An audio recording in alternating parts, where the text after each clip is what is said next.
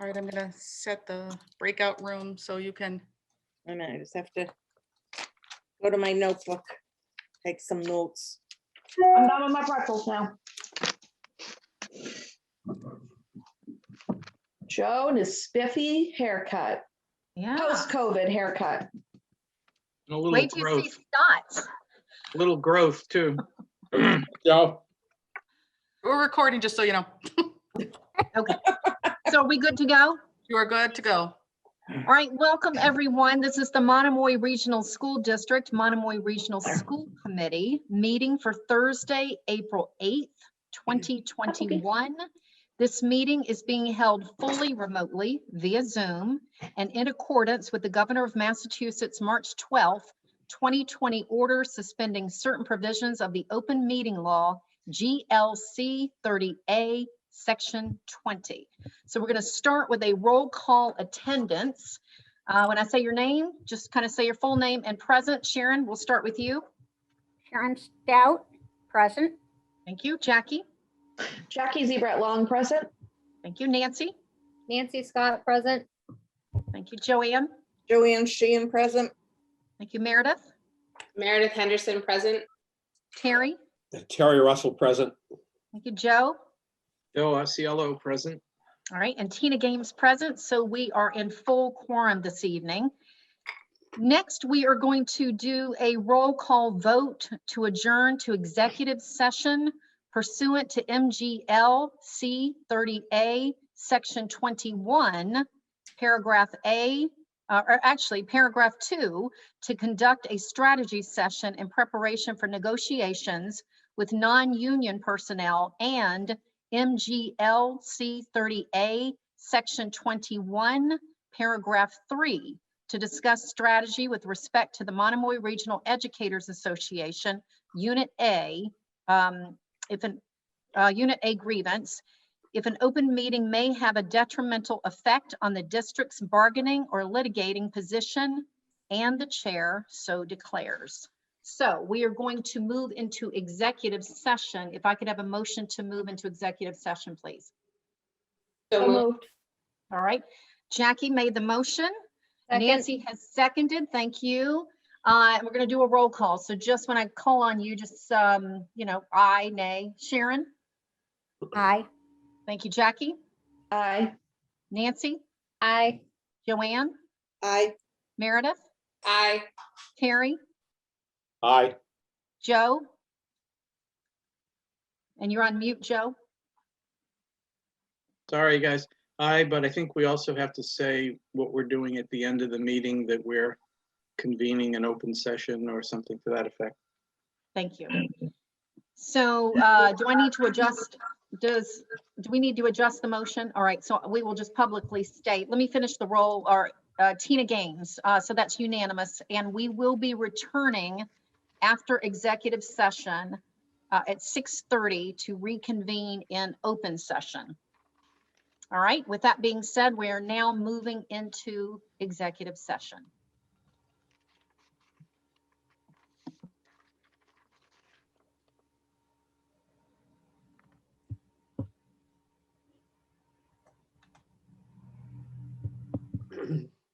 Oh, Joe's here. Yep. And And- Joanne. Okay, look, yep, we've got everybody here. We just need to give Stephen Cass the high sign when we're ready to roll. All right, let's go ahead and give him the high sign. You have the high Are sign. you reading Cumbies? No, this is a Dunkin' Donuts. This is my breakfast, by the way. We're Oh, my still, Lord. Here it's at 6:30, you're entitled to finally eat your breakfast. It's even worse.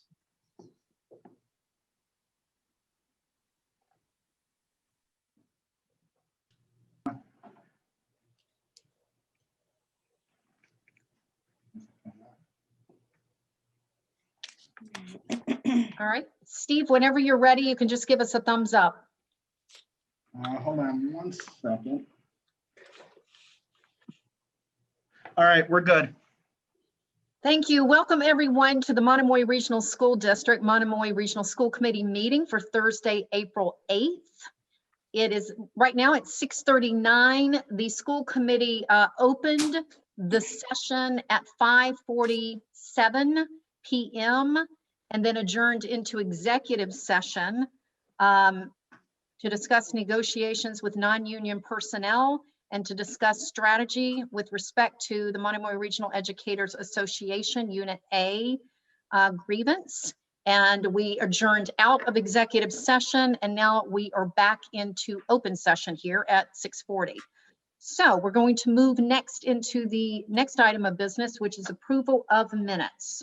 So school committee members, this is, could I have a motion to approve the March 25th meeting minutes? So moved. Second. All right, thank you, Jackie. And could I have a second? Second. Thank you, Nancy. Any discussion? All right, seeing none, we're going to do a roll call vote, and this is to accept the March 25th meeting minutes. And we're going to start with Sharon.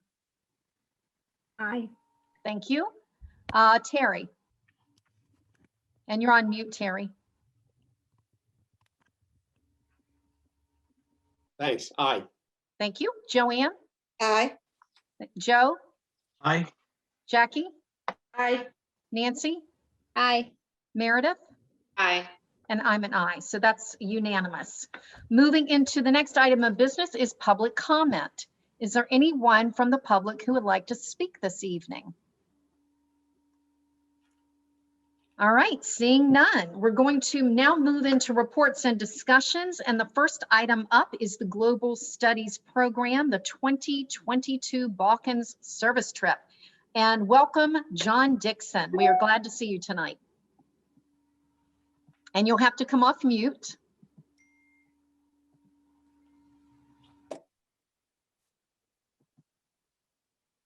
And it will be in the bottom left. Sorry, there we go.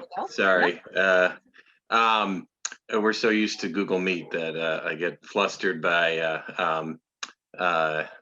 Zoom a little bit. But thank you very much for having me back, and sorry about our my technological failure last time. So the Global Studies group went through a process over the last several months to look at possible trips for 2022. And what you've been provided with, I believe, is the information about the trip we chose, which is a trip through a company called Rustic Pathways to Croatia and Bosnia. And it would be during February vacation of next year. Rustic Pathways is a company that we have not used before, but has come highly recommended. We did solicit and consider proposals from Travel with Teens, who we worked with last time and had a good trip. But this really looks like a great trip, a phenomenal cultural experience with great service opportunities and perhaps just slightly less adventurous for our first foray back into overseas trip mode, given everything, of course, we've been through in the last year. So we have so far 14 students signed up. They would then start making, they would make their one, if the trip is approved, then they would make their deposits during May. And then we would be fundraising over the summer ahead of making payments in the fall. We did make sure that there was going to be an insurance program available so that families would be able to have their deposits protected in case something comes up and we aren't able to end up going on the trip. So with that said, I would happily take any of your questions. All right, thank you, John. School committee members, any questions? Joe, go ahead. And then Sharon. John, welcome back to the school committee. I didn't recognize you at first, a little more hirsute than in past meetings. Why Dubrovnik, and so forth? Given all the places in the world to go, why was the decision made for, or why was your thought to go here? So we solicited proposals from the companies, and they each provided us with 4 or 5 different initial proposals. I think that there's some. I think the selling point on the Balkans trip is partly because it was, again, a little more accessible, a little more perhaps controlled, a little more confident that this trip would go forward, perhaps than say a trip to Indonesia, which was the one we were considering. It is also a little bit more affordable for our first foray back. But I think that the biggest thing is that it's a really unique opportunity to go to a country that has been doing post-genocide reconciliation work for a couple of decades, and that gives us, I think, a real opportunity to see and to get to know people who have been through this and who have done the reconciliation work, and to learn from them about how a society goes through the crucible that they went through and comes out on the other side. I don't want to overstate the perhaps certainly not the parallel to where we are as a country, but it does seem like the skills of reconciliation and learning about reconciliation is something that we were very interested in their proposal. Okay, thank you. Sharon, did you have a question? Yes. I have a few questions. One is there any service part to this too? Will they be meeting any students their age? And 3 is, what are the COVID implications? So I'll take those in out of order, because I think that's my least chance of forgetting them. Exactly where COVID's going to be next year and where travel rules are going to be around COVID, I think, is uncertain. We anticipate having to show COVID vaccination to be able to go. And we anticipate that all of our students will be able to get COVID vaccination. Of course, when we went to Tanzania a couple of years ago, we needed to show lots of vaccinations, and our students had to get lots of vaccinations ahead of it. So that part is not unusual for travel outside of North America and Western Europe.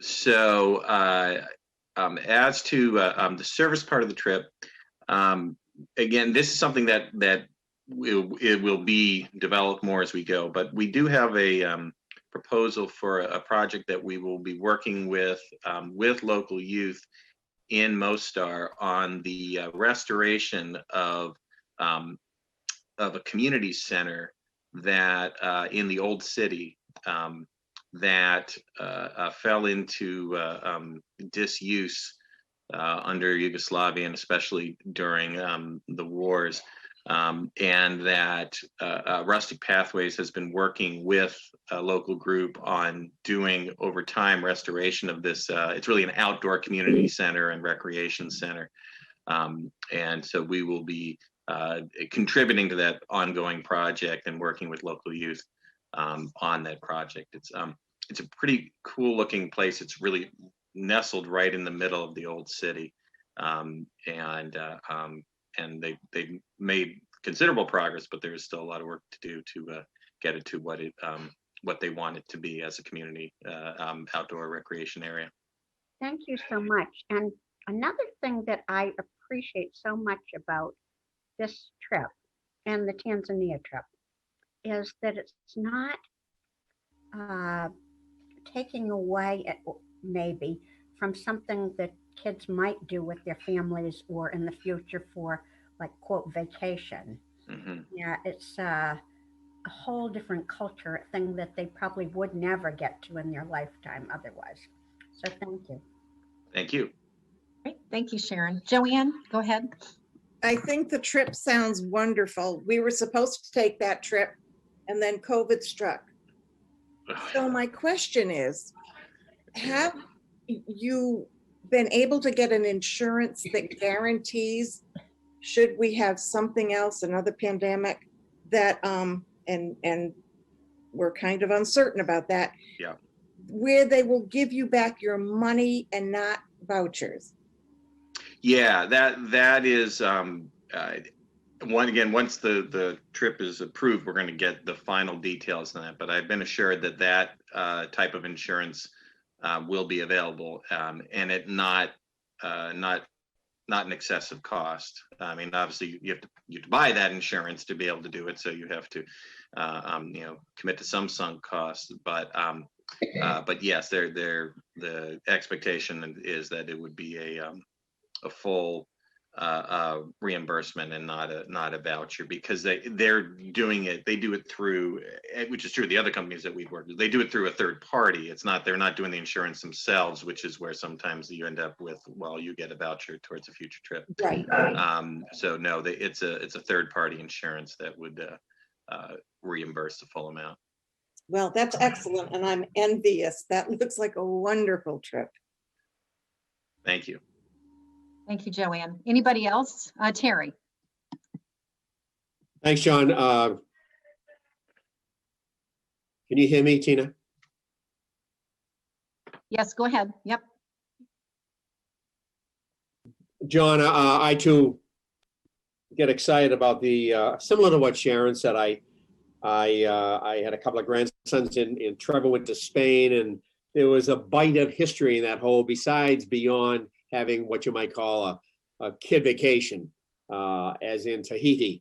So when I heard that this might be targeted, there's some rigor in Yugoslavia and the 7 divided countries there. We're right on the edge of history. And these kids, what happened as a tragedy was right around the corner in the way of years. So there's a lot of meat there for you guys to just build from. As a ne'er-do-well history major, the other night with my wife, I was watching, we were big Rick Steves fans. Mm-hmm. And he featured an hour show on the former Yugoslavia in the 7 countries, and he featured 5 of them.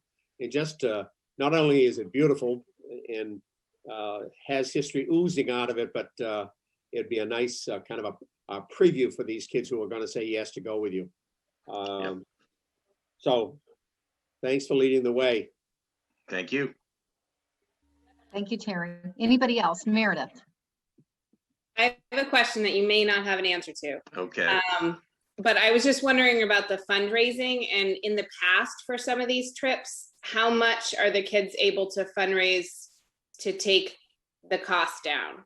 So it's a $3,000 trip, and we have typically in the past been able to raise about $1,000 per student.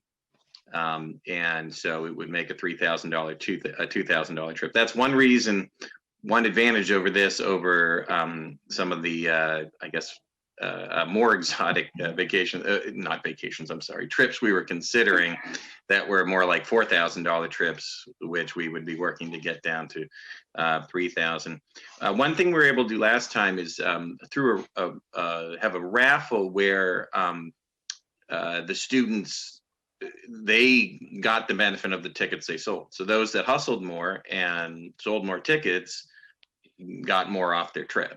And I thought that was a good model, because different students and families have fundraising or reducing costs is of differential importance to them. So those for whom it was more important could really put the hustle in and get their costs down more. So we like that model, and the families, once we get all of our commitments in by the end of May, then we will go right into fundraising with those families. And as I think we've got an excellent group of families involved in this trip, and I'm confident. In the past, I feel like I've had to do probably more of the work in terms of organize the fundraising than I should, and more than I should in terms of it being its most successful. And I believe this year we've got a bunch of families that are going to take the lead and probably outperform what we've done in the past for trips. So I'm optimistic about that. Sounds great. Great, thank you. Anybody else? Nancy, go ahead. Hi, John. Hi, Nancy. I was just wondering if you could kind of go back to the service part, because I know that that's a huge portion of the whole program, the Global Studies program, and it sounds like Rustic Pathways has it, but it's not fully a part of it. So I guess it. So I just today, and I could provide this to the committee. I just today got this description of this outdoor recreation community center in Mostar that we're going to be working on. And she sent me a whole detailed description of the project. And again, it's been an ongoing one that Rustic Pathways has been working with local organizations on. And that's part of it. That I don't think that's not the entirety of what the work we'll be doing is. The reconciliation piece, the meeting with groups that have been doing reconciliation work. We've talked with Rustic Pathways about, and in fact, our contact is going to be our trip leader, who is Bosnian, so she has agreed about the concept. We just haven't fleshed out, okay, what is that going to look like? What groups are we going to, be able to work with in what places? But I think this one will probably be the major piece. I think it's going to give us an opportunity to do some really cool stuff and to work with local youth who are also contributing to the restoration of this outdoor recreation community center. Again, a lot of the details of the trip are going to come together over time between now and February. But that I specifically asked that because I wanted to be able to tell you, okay, not just there's going to be some service work. Yeah, and the model that we've certainly learned over the years is it's service with, not service for. We're not going as as people who are going to solve their problems or something, but we're going as people who are willing to, help out and work with them and follow their lead as to what could be helpful. So, you don't want to go somewhere, swing a hammer that they have to, take out all our nails and fix them after we leave. So I'm pretty confident that, again, I think Rustic Pathways does this very well. And that this looks like a really good project in that sense. Okay, thank you. And then just a quick follow-up. You don't have a maximum number of kids that have to go, or is it like fill a bus is the ideal, or? They do. I think they initially gave us a minimum 12, maximum 18, but then I inquired, like, is really 18 maximum? Could we go over that if we had? And so I think they said, well, yeah, we could go higher. And so I think on our contract, it said a maximum of like 24 or 26. I think we'll end up around 18. Like I said, we've got 14 forms in already.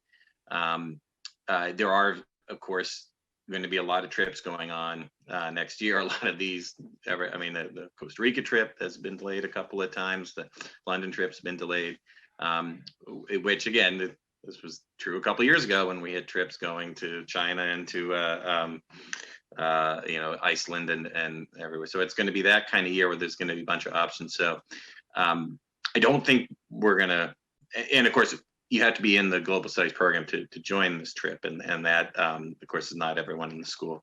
So my hunch is we'll end up right around the 18, 19 that we've been the other two trips we've taken. Thank you. Thank you. Thank you. Terry and then Sharon. John, last question. It's more of a pre-experience for the kids. When these trips are planned and the kids commit, and I know there's some fundraising, and this is so unusual because geographically, I can't recall a curriculum touching upon Dubrovnik as well as the other new countries that have born 20 years ago out of what was Yugoslavia. Do you have global studies meetings with the kids prior to going and walk them through a geographic model of what they'll be going through and what it was like there? I do. And we have meetings every other week of the Global Studies program. And I remember back when I was student teaching that I wrote a curriculum about Yugoslavia because I wanted, as the wars were happening, because I wanted to be able to teach, my students about what was going on, 90, 92, 93, 94. I mean, this was history in real time. So I certainly wouldn't describe myself as an expert on that, but I've taught it before, and not that global studies is going to become an AP Balkan history class, but they're definitely going to have some. We're going to talk a lot about it before we go, and hopefully, as we've done elsewhere, learn a little Serbo-Croatian before we go too. We're not going to get fluent, but again, we want to be able to learn some things to be able to be polite to the people we come across there. Thanks, John. Thank you. Sharon? Thank you. I have two other questions brought up by the comments here. One is, do you know what other trips might be going at the same time during February vacation? And the other question is, what grades are kids in when they do? It sounded like this one you had to be in global studies to go to. So what grades do people identify to do that? So kids can apply into global studies as freshmen. So and the kids who are in the program now that will be able to go next year, we're able to sign up and go. So next year they will be grades 10, 11, and 12. And that's why we're hoping to kind of find a model of doing trips 2 out of 3 years. So kids in the program will have a couple of chances to go on a service trip if we're not able to do every year. Obviously, we've had a couple of years off now. In terms of other, I know the Costa Rica trip is scheduled for April vacation, and we're doing February vacation. I don't know about the London trip as to when the London trip is scheduled for. So that might be February break, but it might be April. I'm not sure. So just so I get this straight, kids this year who are in 8th, 9th, 10th, 11th grade all could apply to get into global studies and go, or So what? 9th, 10th, and 11th graders. So we've actually done some revision of our global studies program in our global studies committee this year, and we are going to have people be able to apply a little earlier in 9th grade, I think in the first semester instead of second semester. So the kids who are in the program now who are 9th, 10th, 11th, and 12th graders, of course, the 12th graders won't be signing up for this trip. But the kids who are 9th, 10th, and 11th now will be the ones signing up for the trip. And when we go, they'll be 10th, 11th, and 12th graders. But someone who's 9th, 10th, or 11th grader who's not in global studies, can they get into it, or do you have to have so many years? Now, as a policy, we haven't. We've said that this is something where we want this to be something that kids who are in the program and get a chance to go and work together, and it helps build towards their eventual senior capstones. Of my 11 students that are currently writing senior capstones, I think 9 of them were on the Tanzania trip, and I think maybe 6 of them are doing something that's at least partly related to some part of what we did in Tanzania. So that's really part of the goal of the trip, is to build up, what they're going to do throughout their time in the program. So we haven't. If we were in a situation where, perhaps we had a minimum, we weren't meeting that minimum, would we perhaps open it up to other people, perhaps, but I don't anticipate that being necessary, and it's not something we've had to do with the other trips. I think I wasn't clear what I was asking. Okay. What I'm asking is if there's somebody watching tonight on TV and they are a kid or a parent of a kid in 9th, 10th, or presently 11th grade, can they get into the Global Studies program? Yes, that they can do. I mean, we did already have applications and review and admit students, but we have been flexible in terms of kids deciding some point if suddenly this opportunity becomes inspiration, say, oh, maybe I really do want to do global studies. We would consider that. So yes, if there's a student or a family that looked at this and said, oh, I really think my student would consider that, or a student really wants to do it, then they'd have to come talk to me about global studies program and making the commitment to doing the work that's involved in the program. Thank you, John. You're welcome. Okay, thank you. Anybody else? John, my comments, I love the service trip. I just, having had a daughter who was in Tanzania, I just appreciated that trip so much. And this seems like it's similar in that respect. I had a question regarding chaperones. It sounds like roughly 18. So what's the number of chaperones, like 2 or 3, or have you thought it through? So we have 2 that we're expecting to have. If we get over, I think it might be 18, might be 20, there's a point, I think, at which the company will then provide a third, cost-free chaperone. Would we possibly consider if there were other people who wanted to chaperone the trip, who would be willing to pay for their way on the trip? I haven't done that in one of the overseas trips. We have done that with, DC trips and Iowa trips in the past. So I'd consider that. But I know we're planning to have 2, and then we'll see whether or not we get a third. And then if we do, who might be someone to do that. Okay, thank you. And that is it for me. It doesn't look like anybody else. I see that it says potential vote, and it's usually our practice to get the information, discuss it, and then vote at the next meeting. Do you have a pressing need for a decision tonight, or are you able to wait until the end of April? The end of April would be fine. Okay. We hope as of let's say May 1st to start taking deposits. So it would be great if I believe you have a meeting, what, on the 28th or 29th? Or, 29th. Yep. 29th. If you were able to vote and hopefully approve it that night, that would be fine. Okay. All right. Thank you. I think she put potential vote out of deference in case, because, I had originally planned to make the presentation last meeting and have a vote this meeting. And I think she put it that way in case there was a pressing need, because I hadn't communicated that to her. But no, next meeting would be fine for a vote. Okay, perfect. Thank you, John. All right, so Leah, we will put this on the 29th agenda for a vote. All right, thank you. Thank you very much, John. All right, thank you. Have a great meeting.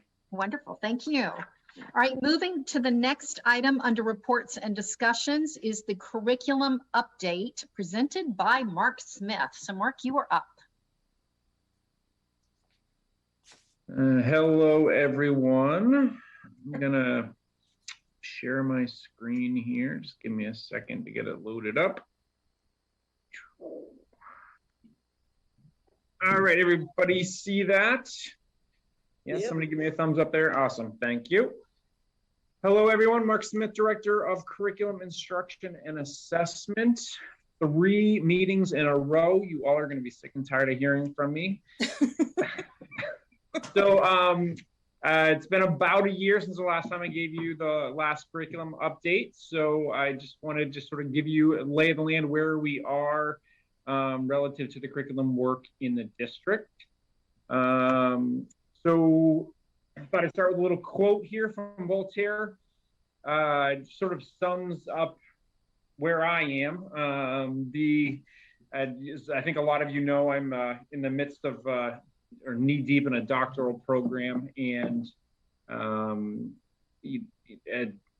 the more, as this quote says, the more I read, the more I think, the more certain that I know nothing. The sort of where my thinking is, and the more I think about what we need to be focused on, and the more I think about sort of the things that we need to be pulling into our curriculum, the more I realize, the more I need to be thinking. So we've got, as you'll see, we've got a lot of irons in the fire, and we still have a lot of work to continue to do, which I'm gonna talk a little bit about. And the way I framed sort of this conversation for tonight is to sort of look backwards, look where we are in the present, and then give you a sense of where we're going into the future.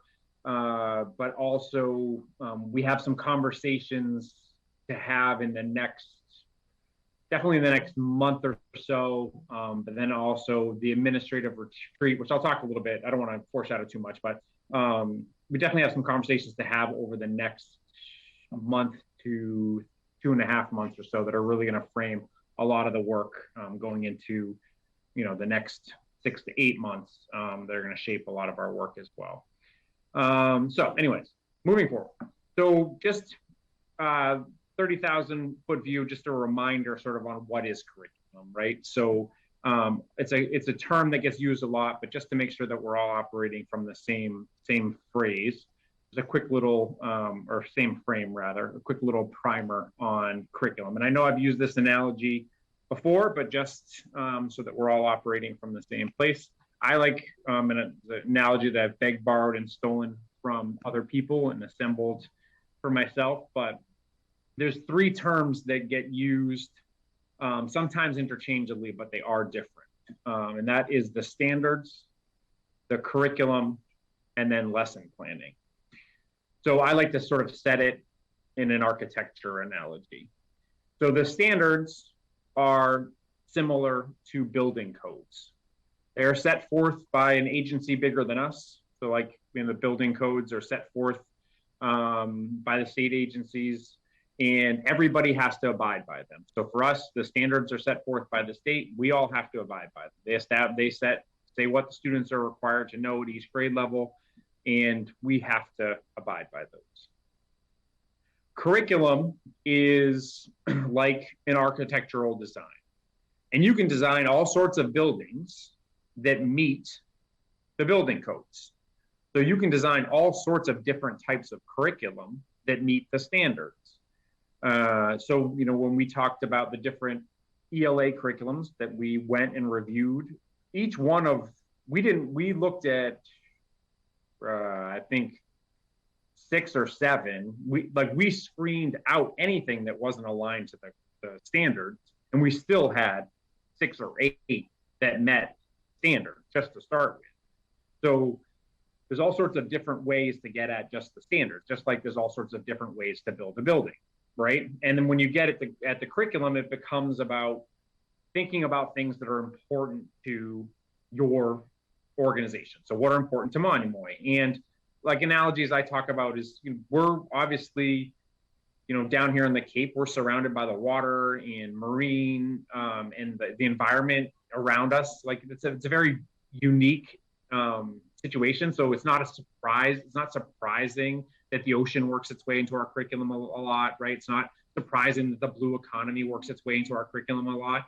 It would be very different than, the curriculum that works its way, or the external resources that work its way into the curriculum in like Orange, which is way out in Western Massachusetts. It's not going to make as much sense for them to like pull sharks into their curriculum because it's not a part of the natural resource that surrounds them.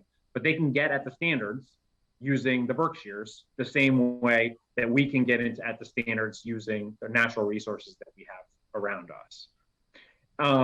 But the curriculum piece should be to ensure that students are getting similar experiences and are developing similar skills within your school system. There should be some common metrics and some common pieces that are a common place that teachers are working from, and that teachers are having common understandings across the grade level.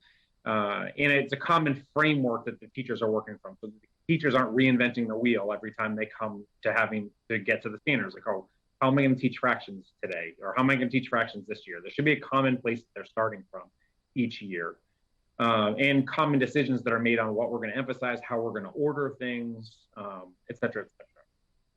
And then there's lesson planning. And lesson planning, the example I use is like interior design, right? So even if you're in a development where all the houses on the outside look the same, because the architect built all those houses to be exactly the same in that neighborhood, that would be like the curriculum. The inside of each of those buildings is going to look a little bit different because of the people who live inside that house. You know, a house that has somebody inside of it that's wheelchair bound is going to be different because it's going to have 3-foot doors, and the spacing and the way all the furniture is arranged is going to be different than another home that doesn't have that need inside of it. You know, anybody who's had, as an example I always use, anybody who's had little children at some point in their life, you know, you don't put anything in your house that's fragile anywhere below 3 feet, you know, because if not, it's going to get broken. So, you know, you have to make adjustments for whatever stage in life you're at. And lesson planning is when you take the curriculum and then you have to actually make adjustments for the specific kids that are inside. That's where differentiated instruction comes in. That's where personalizing it to your kids. That's where you bring your flair on whoever you are as a teacher, and you bring your personality into the classroom. So that's just sort of the differences in those pieces. So where we work on curriculum development, it's on how do we take those standards and come to some piece on some consistency in Monomoy. That's when we talk about curriculum work, that's where we're working there. And then, you know, sometimes the state makes changes to the standards. So then we have to bring that back to our work and say, you know, what changes do we have to make inside of our work? Okay, so I'm gonna hop in our time machine and go back. So it's been about a year since the last time I talked to you all about curriculum. So we've done a bunch of work. So we're gonna start in the past and get back in our time machine here. Some of my 80s movie fans will get the reference on who's in that picture there. And so we're going to go back and see what has happened since the last time. So we're going to go all the way back to last summer is really when the bulk of the last bit of work. So as you may recall, last summer, we were coming out of, we had to close the schools for some reason. And we were trying to figure out what the impact of that might have been. And so we wanted to make sure we had a sense of sort of what the impact of the school closures were going to be on students. And we formed an assessment team at the elementary level. A group of teachers working with Mary Oldak and myself got together and decided we wanted to have some consistent assessments at the pre-K to 4 level that we were going to use as a baseline to determine what, you know, where the students' learning was in September. So then we could apply what's called just-in-time teaching, which is, so if you figure out where the gap is, as opposed to remediating, we weren't going to take a stance where we were going to go back. So let's say a 3rd grader, we weren't going to go back to March of 2nd grade and start teaching from there and marching our way forward. We're going to say, okay, so September of 3rd grade, we're going to start there. But if we know certain skills are missing from the previous year, we're going to teach the skill that was foundational to whatever the 3rd grade skill is just in time for them to be able to move forward. And then over the summer, we had a gap from some previous work and we needed to complete the grade 1 scope and sequence for math. So that work got done completed over the summer. The AP art curriculum got written.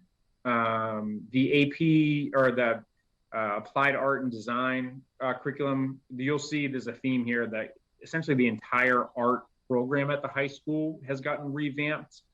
So a lot of those courses got rewritten during this past summer. Several courses at the high school got semesterized for the senior English got semesterized. So those courses had to get written this past summer. So there's some new semesterized senior course offerings. 3 of those courses got written this summer. Creative nonfiction, sports and literature, dystopian literature, all got written this summer. A specific course for our English learners, a humanities course got written to bolster their academic language. We have some specific students that come in There's a it's called Students with Limited or Interrupted Formal Education. So students who come to our country who are not only English learners, but also have had a broken academic history. So, they may have not always attended school in the country that they came from, so that it creates more than one challenge. So we're really trying to bolster their academic language and develop their English language at the same time. So we've sort of created some additional courses for them to take that are credit bearing and help build their academic languages taught by an English teacher. So that course got written this past summer. Oops, I might have skipped the slide. Nope. The ESL, it's part of some ESL curriculum writing we've been doing over the last couple of years, but one of the ESL high school scope and sequences got written this summer. We had the scope and sequence for the high school. One of the high school modified math classes got written. I think Jen's talked about the pre-AP and the AP Euro course that we're going to be offering. We offered the pre-AP this year. We're going to offer AP Euro next year. So we had to get those courses written to get that track in place. U.S. History 2 scope and sequence, we've been rewriting. Those were a set of standards that got rewritten recently. Have been the history standards, so we've been working on getting those changed. We made some shifts on what got taught when within the U.S. between the world U.S. and U.S. 1 sequence. We buttoned those up this summer. The geometry scope and sequence got readjusted. The 8th grade science scope and sequence got retweaked, and we also did a textbook adoption at the 8th grade science as well. It wasn't really adoption. It was something we already had in place, but we had to finalize it. That had been piloted. Health, we finalized, or we did a scope and sequence for 8th through 12th grade. She had been teaching some stuff, but we hadn't actually had a written scope and sequence for 8th through 10th grade health. So we were able to get that in place. For wellness, so that's the phys ed classes. We've been trying to work with that department about moving away from, I shouldn't say moving away from, expanding, right? So there was 8th grade phys ed, 9th grade phys ed, 10th grade phys ed, 11th grade phys ed, and there was a lot of repetition. Team sports, a lot of repetitions. We're really trying to pull in some other ways for kids to develop lifelong fitness activities. So we spent some time this summer, invested some time and funds this summer in pulling in some additional units. So you see dance, yoga, and archery units were developed this summer to diversify the phys ed program. The alternative ed program, as you know, we had a change in staffing in that program, which we're looking at a different sort of way and approach there. So that needed a new scope and sequence to be developed for that program. Grade 6 math also we had to make some tweaks to that scope and sequence. And then, I know it's been talked about here before, but the seminar at the high school, the equity seminar, and that was hard. That was done in a very short period of time, like right at the end of the summer, but that was work that was done over the summer as well. So that was last summer.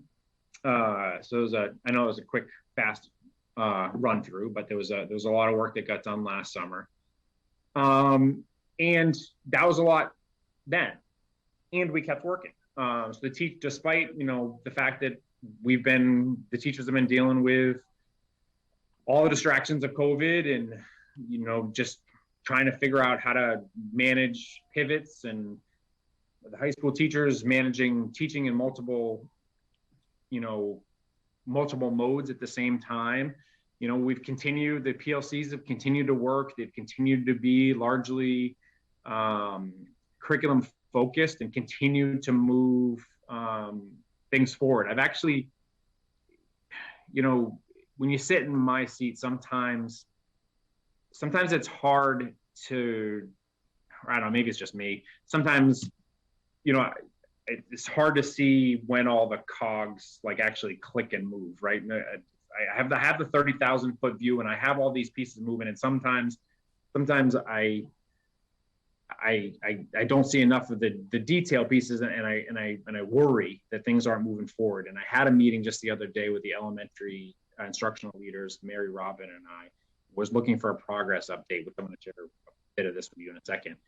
And I had one of those moments where I was like, I don't know, just like overwhelmed with pride and positivity on how far the elementary teams had come. And then I had a whole bunch of other meetings where I had similar progress updates, and just like the work that has continued to go on relative to curriculum work. It just, I don't know, it just made me very proud. So I'm gonna share some of that with you. So as I mentioned, the pre-K4 teachers, so they've been working, there's been a couple things going on. So halfway through the spring of last year. So part of the feedback, you may or may not remember, but part of the feedback we got from parents during the remote instruction last spring was that it was very, sort of the original plan we had was very rote. And the kids were just like a lot of drill and kill on the screen. They were looking for something different.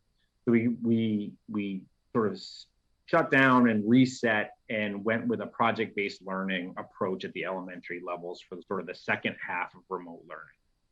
And with Mary and Robin's hard work and a lot of, their teachers doing a yeoman's work as well, we've stuck with that approach all year long. But that's meant like curriculum development and work, because these units didn't exist. Largely. I mean, they've been working from skeletons of units, but the meat of the units did not exist. So they've been building these units, testing these units, revising these units as they've been teaching, literally building the airplanes as they're flying them all year long, and doing a fabulous job with them. At the same time, they've had a multi-year goal in their PLCs to go back into their math scope and sequence, right? So we've had I just lost the name of the math and focus. We've had math and focus in place now for a few years, and really going back into that program and really going through it with a fine-tooth comb, really digging into our scope and sequence, making sure we're on the same page, analyzing, finding the strengths and weaknesses, finding places if we need to supplement, getting common assessments in place. And they really have been working. That's been a multi-year goal that they've been working on and revising and refining and develop common assessments and analyzing their common assessments in math over the last couple of years. So both those things were going on at the same time this year, and a lot of hard work in their PLCs on that. At the middle school level, they've been working and they're more organized by content area, and they've been working to revise to, again, that just-in-time teaching piece. They were given a bunch of resources around how to, there's this organization called Achieve the Core that did some nice work, which was very beneficial to schools, to sort of define what are the key standards that are going to be necessary to help kids be successful at the next grade level. So what are the key math standards in 5th grade this year that will help make sure kids will be successful next year? So really then taking those and helping them go back to refine their scope and sequences again in real time to make adjustments as they're teaching now for the next year. Making adjustments again in real time. They had to make some changes to their schedule, which they lost a big part of their schedule to, the middle school isn't moving as much as it traditionally did. They're locked into a tight cohort model right now. So the kids are in the same class space with the same kids, which created some interesting SEL challenges that they haven't had before. Adam and I were just having a conversation about this the other day where, traditionally, right, you only had to deal with a group of kids for 45 minutes and then you got up and you left and that was it. But now they're in these classrooms middle school kids together all day. So it's created some, like, we have to work and resolve issues that we had never had to resolve before. So then, they brought in an advisory and they're working through this stuff as a middle school, and they're actually finding a lot of positive benefit from it. But then they don't have like the seminar program, which is the way they've dealt with intervention. So that's pushed some challenge, or it's meant for some instructional shifts inside the classroom. They use PLC time to work through those as well. And at the high school, as I mentioned, they've done a big redesign of the arts program. So I'm not sure if you were all aware, but the arts program was really restrictive in the foundations level. So kids really kind of had to take 2 foundation arts courses before they could really get into anything like of specific. So like if I wanted to take, like if I was really interested in trying ceramics as an example, I had to take foundations of digital art, and I had to take foundations of art before I could then even get into a specific art pathway that I wanted to try. They've really kind of blown the doors wide open. Like I can just try ceramics, or I can just try like one of Steve Cass's courses that are in digital arts. And they're really trying some unique things, but that's meant they've designed some new courses. They brought one of the teachers from the middle school moved up to the high school. So it really kind of helped them sort of help with some of the vertical articulation and understanding what was being taught at the middle school, brought that up to the high school. And I think it's really kind of opened things up a little bit. But anyways, so there's been a big redesign of that department. There's the history department was working. They had, I think I've mentioned this group before. The history text in the U.S. history text is 30 years old, I think. So we need to look at replacing that text. They've gone through the adoption or textbook replacement process. They've selected a text. We just have to work out the funding piece. So they're ready. It's on my desk for me to go review everything that they've gone through. I have to just double check and make sure they've gone, go through their paperwork, make sure they've done everything appropriately. They're also developing a civics project. They're field testing it right now, actually. So there's the state, again, I'm not sure if everybody's aware, but the state, there's like sort of 2 laws, but essentially it places the civics project in the 8th grade and one in the high school. And because we have both in our high school, that means 2 civics projects in our high school. Project Citizen already takes care of our 8th grade. We additionally need to have one in our high school. So that department has also been using this year to work on a civics project, and they're field testing it this year. We've also been looking at a chemistry textbook adoption, which is in progress. Then I already presented about the Project Lead the Way grant. So what's next? So we're going to continue. We have several curriculum related projects that are in the strategic plan that support our strategic objectives. We're going to have some conversations that are related to curriculum that are going to support the needs of students related to how we're going to respond to COVID. And we need to have some, and this is sort of where I was talking about sort of over the next few months. We've started some conversations around the next round, or the ESSER funds, and how we're going to use those strategically over the long term. But we're also coming to the, we've got one year and a couple more months of our strategic plan, right? So we're getting to that point where we need to start thinking about the next strategic plan, which is kind of scary. We're already coming to the end of this one, but we need to start thinking beyond this strategic plan. What is it where do we want to go next? What do we want to keep working on? And where do we want to go next? And for me, and I think about in my little slice of the pie, what role is curriculum going to play in that? For example, Robin Millen and I were having a conversation today. Her school has been working in the deeper learning network. I know her teachers have come and presented some of that work here. Some of the work, as I mentioned at the beginning, in that doctoral program, there's a lot of the work that I've been doing there is connected to some of that deeper learning work, some of the conversations we need to have at the leadership level and in our community. And as part of the book read that I know Dr. Millen's bringing forward, is that a direction we want to go as a whole school community? You know, so that's and if so, there's a curriculum piece there, right? The curriculum and an instructional piece there.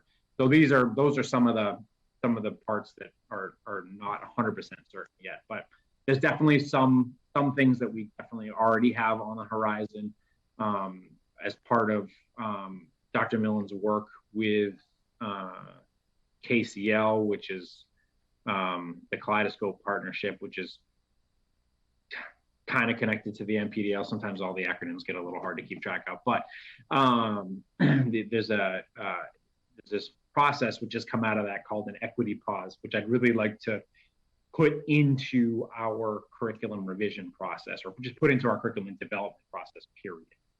And it really has you because it fits so nicely with the rest of our equity work.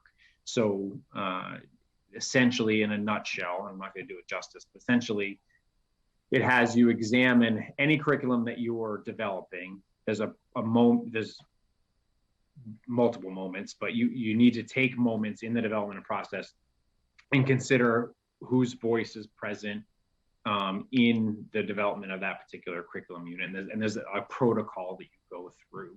And so I want to incorporate that into our, we have a process for curriculum development that I train people on, and you can't write curriculum in Monomoy unless you go through the training that I provide. So now this is another layer that I want to add into it. So I've started to collect other things for us to do, so that we have the PBL units. I want to insert the equity pause. Grade 3 common assessments for math we need to just jumpstart some of that work.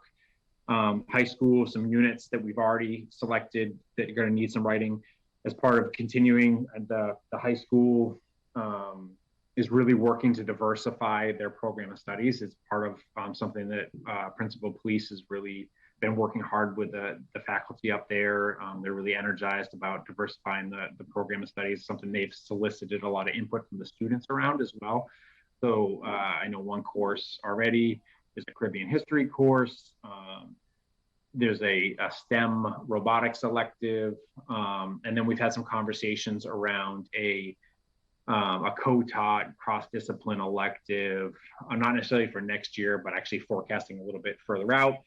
We're talking about sort of a course where we might be able to experiment a little bit with instruction and cross disciplines for students, sort of tied to this deeper learning work as well. There's new world language standards coming.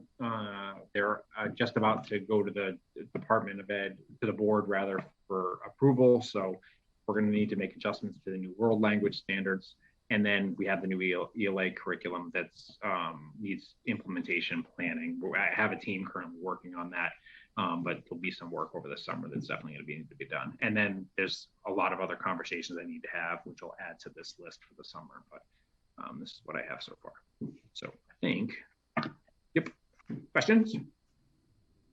Thank you very much, Mark. Wow, great. Very comprehensive there. So questions from school committee members. Sharon, go ahead, and then Joe. Just a short one, Mark. On the civics test or project, I guess it is, that's going to be happening this year, or the practice one. What grade level will that be in? 11th grade. Okay. So each year it will be 11th grade. Yep. Okay, thank you. All right, thank you. Joe? Let's see, I think I actually unmuted. Who knew? Thank you, Mr. Smith. Could you possibly get us to page 7 of your slides? I can't see the slide. Oh, wait, yeah, I can. Yeah, there Yeah, we go. Stop there. Also, is Principal Police here? I don't, my little horizon. So do we have the high school principal in attendance as well? Yes, she's here. She's on. Okay. but she's Yeah, here. okay, fine, thank you. Just a point regarding semesterized senior English. Looking forward, I'm going to ask if you could begin to keep an eye on data gathering. Semesterized senior English. Think about the students who don't like school, who have passed the first semester in English. What's the incentive to pass the second semester in English? I'm going to get a diploma anyway, or why pass with anything more than a D? So this year, of course, is something of an anomaly, but perhaps to look at senior English grades first semester compared to second, and then roll that into next year and maybe even after. So the question is that you'd be asking is, and where you're trying to collect data would be, what has been the effect on senior grades with a semesterized senior English program? There's a lot of pluses, there's a lot of positives in it, there's a lot of incentive to do it, but what's the effect on grades? And if it's one thing, great. If it's something else, maybe back to the drawing board, but just to say, please keep an eye on that. Okay.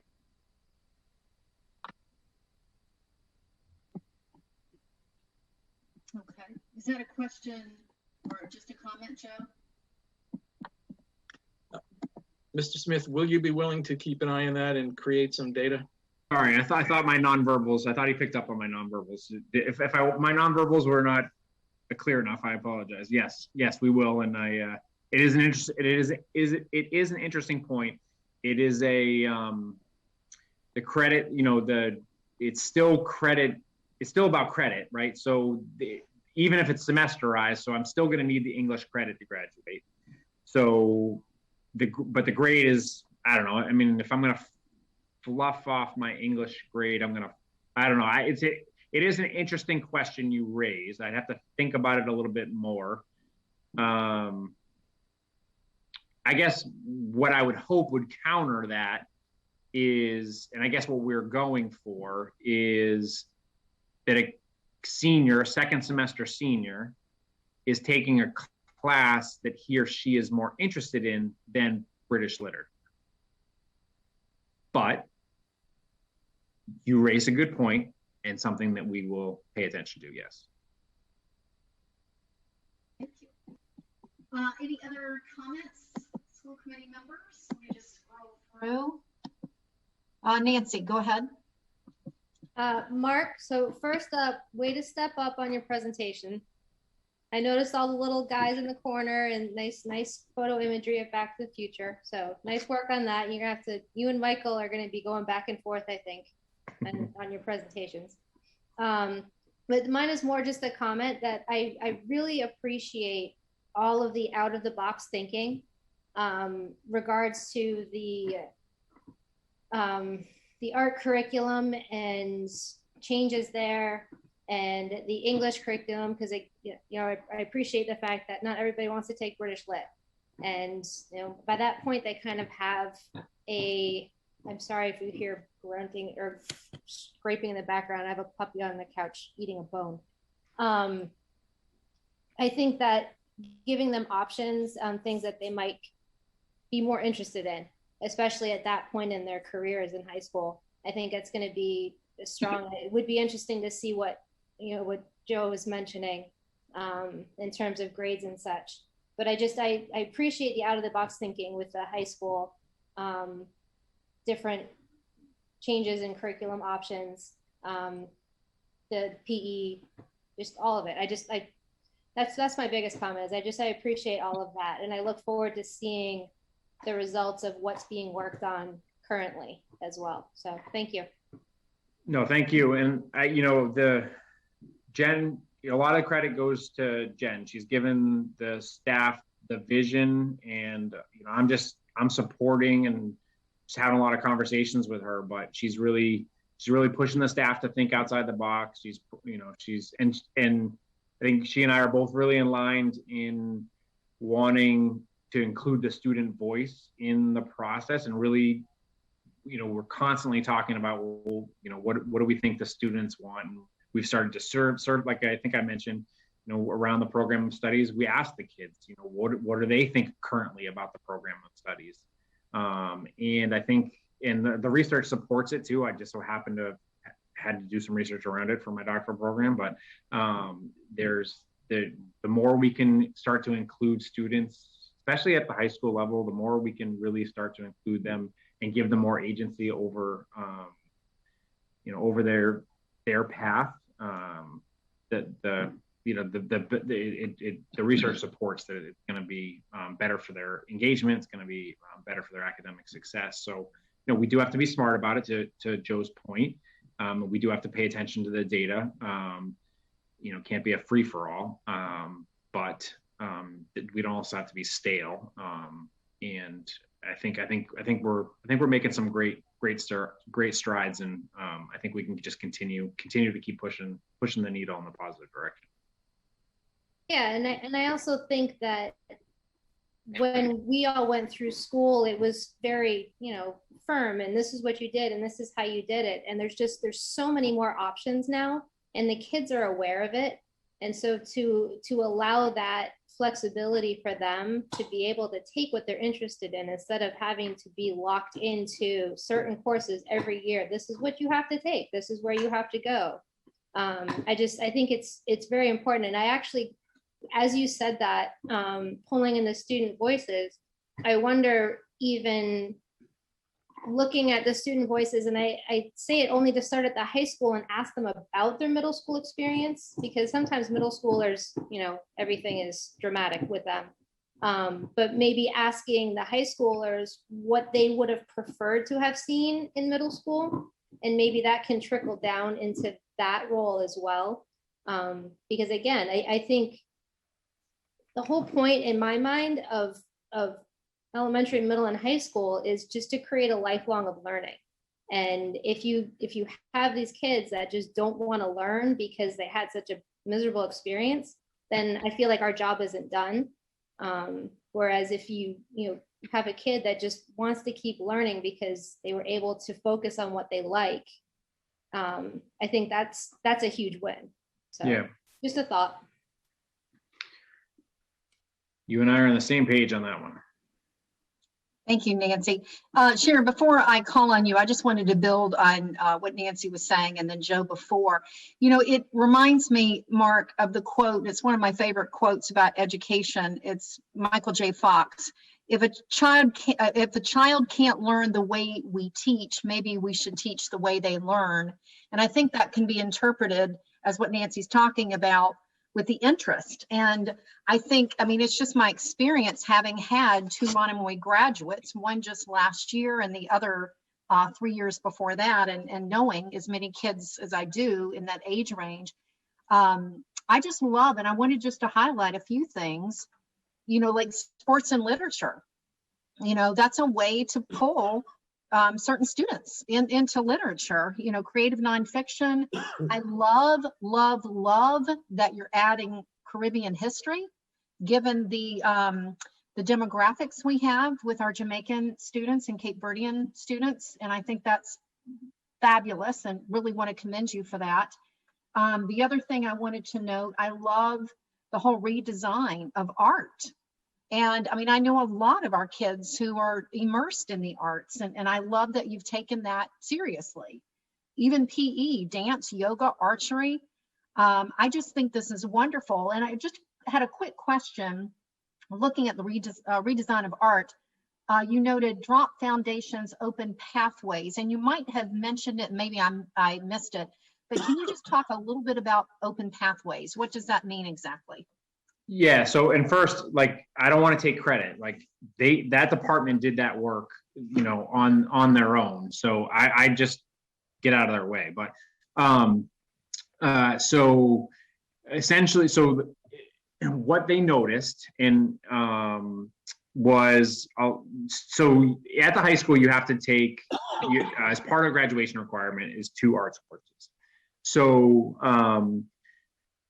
and the way it was structured with it previously within the arts department was you had to take, there were these 2 foundations of arts courses that you had to take before you could get into anything else. So you had to take foundations of digital art, and you had to take foundations of, I think it's just called foundations of art, or maybe maybe it had a slightly different name. But so if I was a student that really wanted to get into portfolio art, I had to take these 2 classes before I could get into portfolio art and really start to take the more advanced courses in sketch, etc. Right? Or if I wasn't sure, you know, I took these 2 classes, and then all of a sudden I'm like, well, I've already met my art requirements, and boom, I'm off taking other classes, and I never go back to the arts department.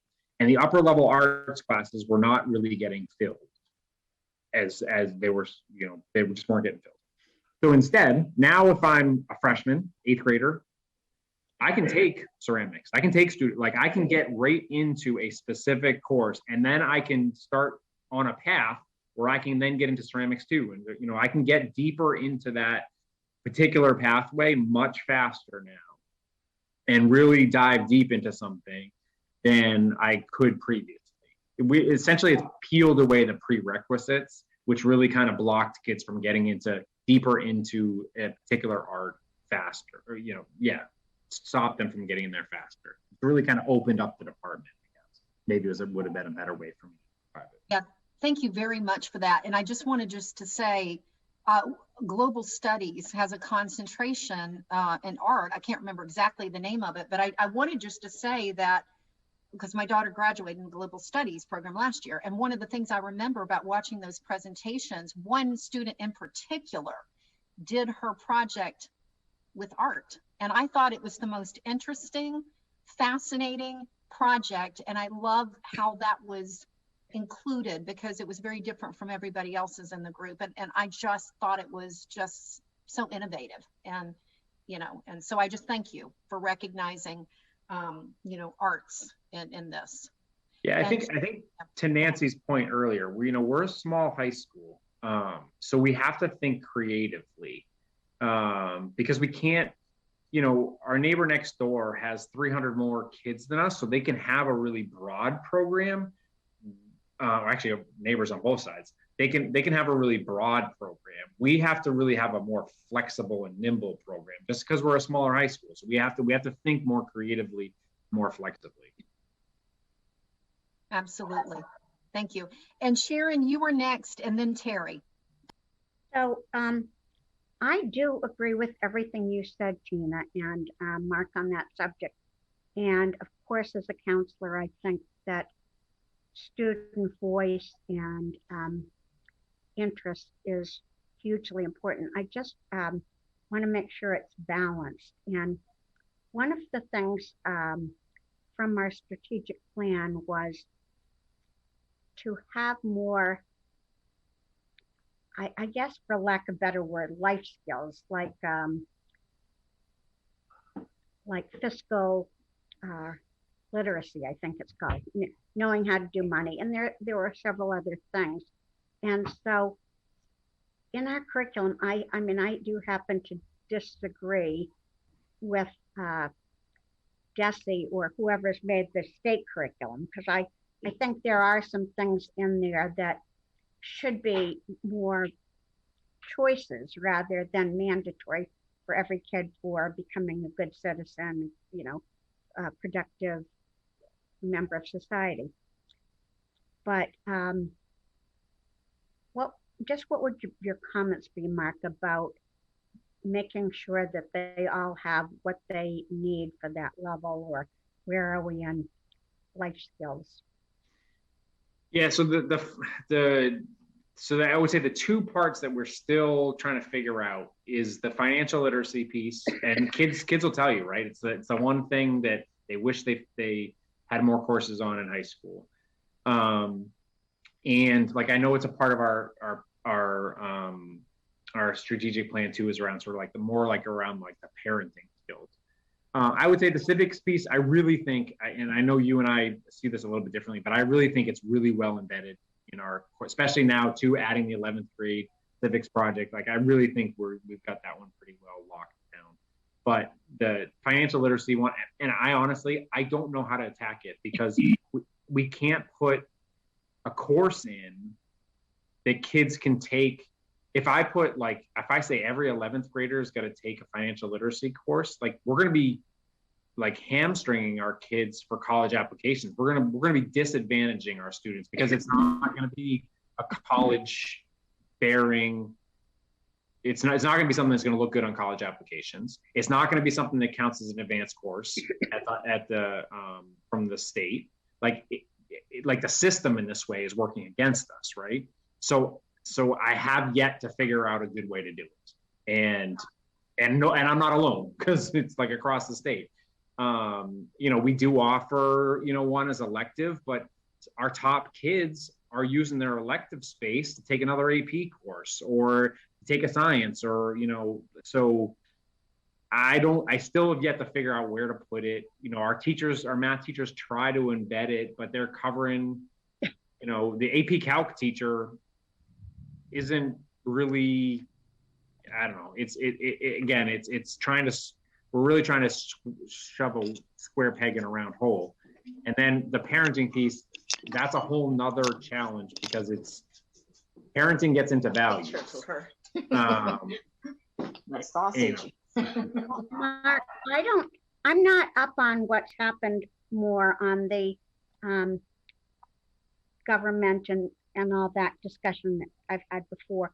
I haven't kept up with that, so I really can't talk about that intelligently. But I've had more students that I've run into at grocery stores and at nail salons, who had no core, they weren't majors in math or anything like that, who told me that Dave Alexander's course in financial literacy was the most important course they ever had in the whole of high school for their life. And these weren't 40-year-olds, these were people, in college or something. So I know what we have done this year with having the remote course, how people were taking, I know we're doing it partly because of COVID, but maybe it doesn't have to fit into the math curriculum.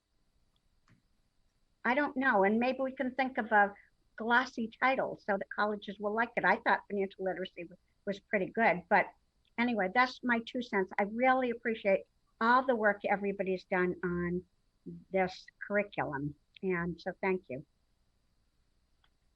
Thank you, Sharon. Terry? Thanks, Tina. Good job, Mark. My request is simple enough, and as I'm reflecting on all of my colleagues' comments, a lot of truth in it. We've come a long way in the last 7 or 8 years since old Howard High School and their program and old Chatham High and their program. So that's a big plus for all of us, starting with your curriculum work. What I'd like to see parallel, because the only, our investments as school committee members, big chunks of money. I'd like to see, and it's just overwhelming what you look back last summer, what's going on and what progress you're making. I'd like to see some type of data, similar to what Joe said, in 2 categories. K-7 in the area of math and focus, something we spent $400,000 worth of text 3 years ago.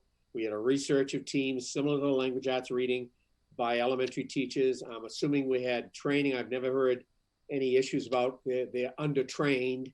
So at some point, and they're 3 years ahead, 3 years behind, I'd like to see, and maybe we don't have the data from prior to math and focus saying the kids were doing poorly. It was state average or whatever it might be. I'd like to see some data in the next year, a couple of times a year, to see that. I'd like a wow moment for myself to say, hey, we played a little role in that.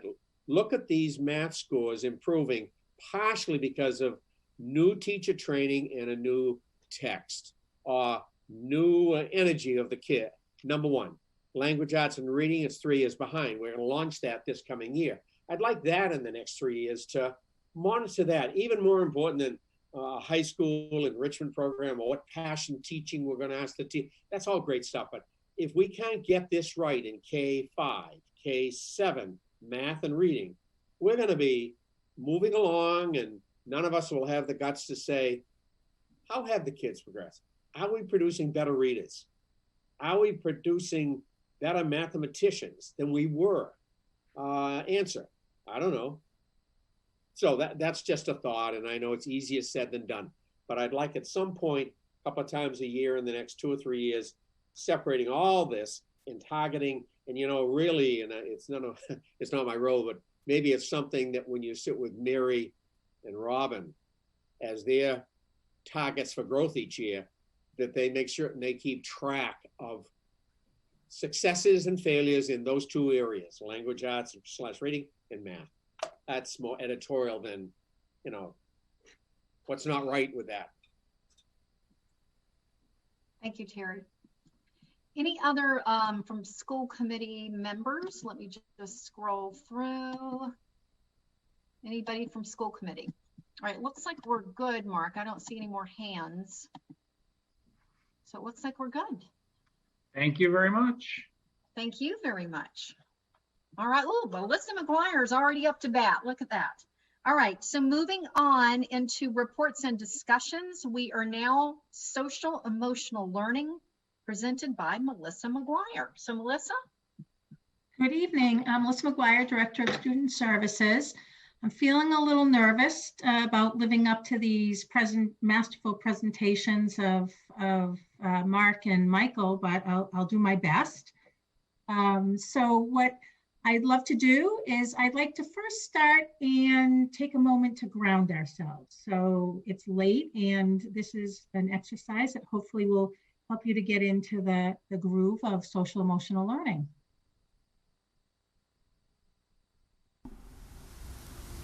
Sit up straight and close your eyes. As you settle in, take a deep breath in through your nose and exhale long. Your breathing helps you relax, calming your mind and your body. So focus on your breath. Bring your attention back, feeling calm and relaxed. All right, hopefully people are feeling a little bit relaxed and ready for the presentation. Thank you, Steve Cass. A couple of years ago, he did several of these videos with students that I have used in many presentations. So thank you to Steve.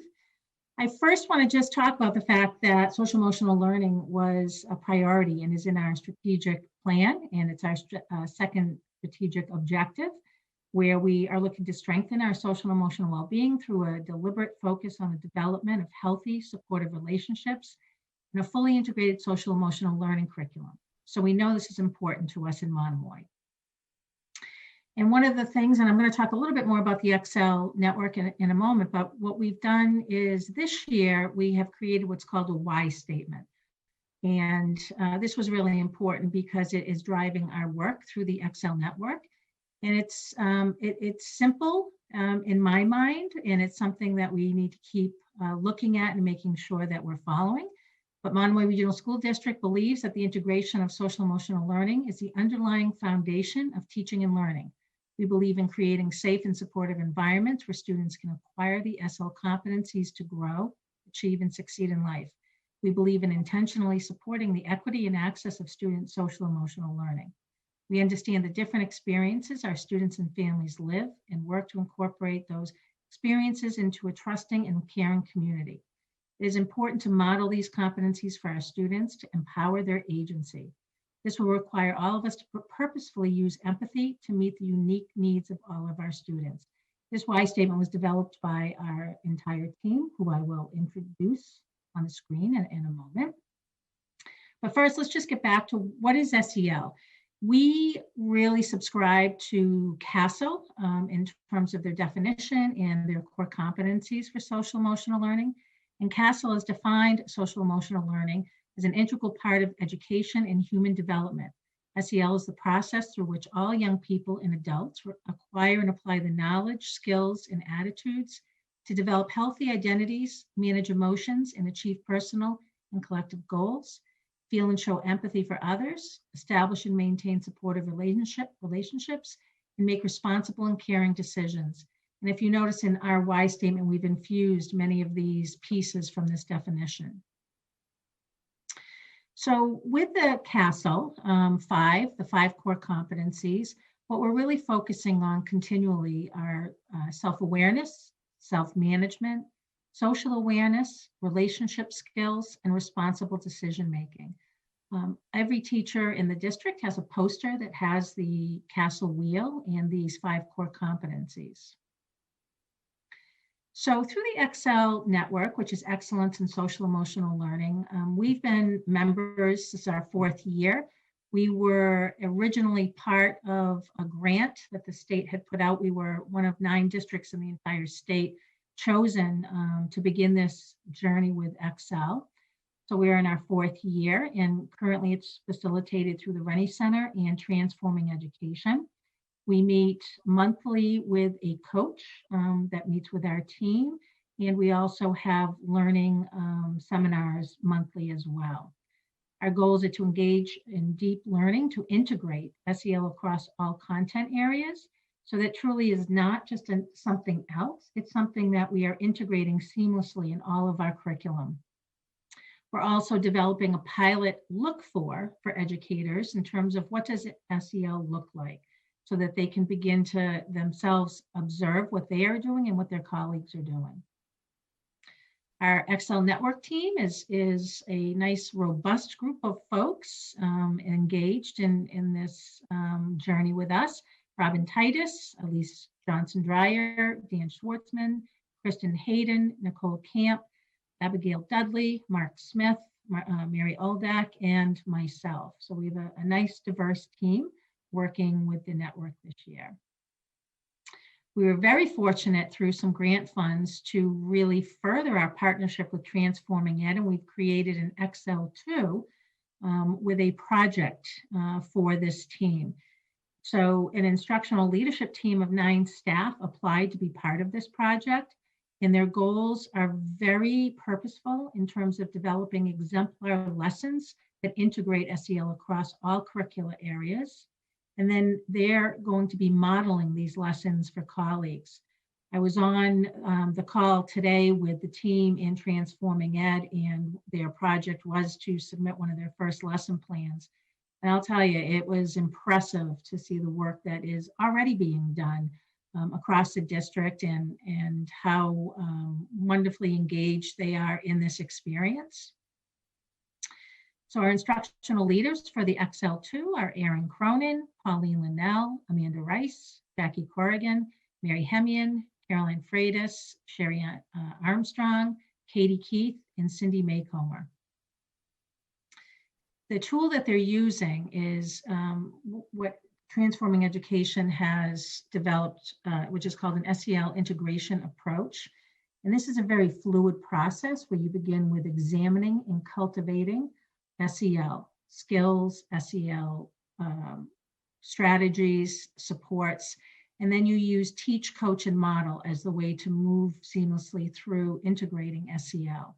So they're learning about this approach and incorporating that in their exemplar lesson plans.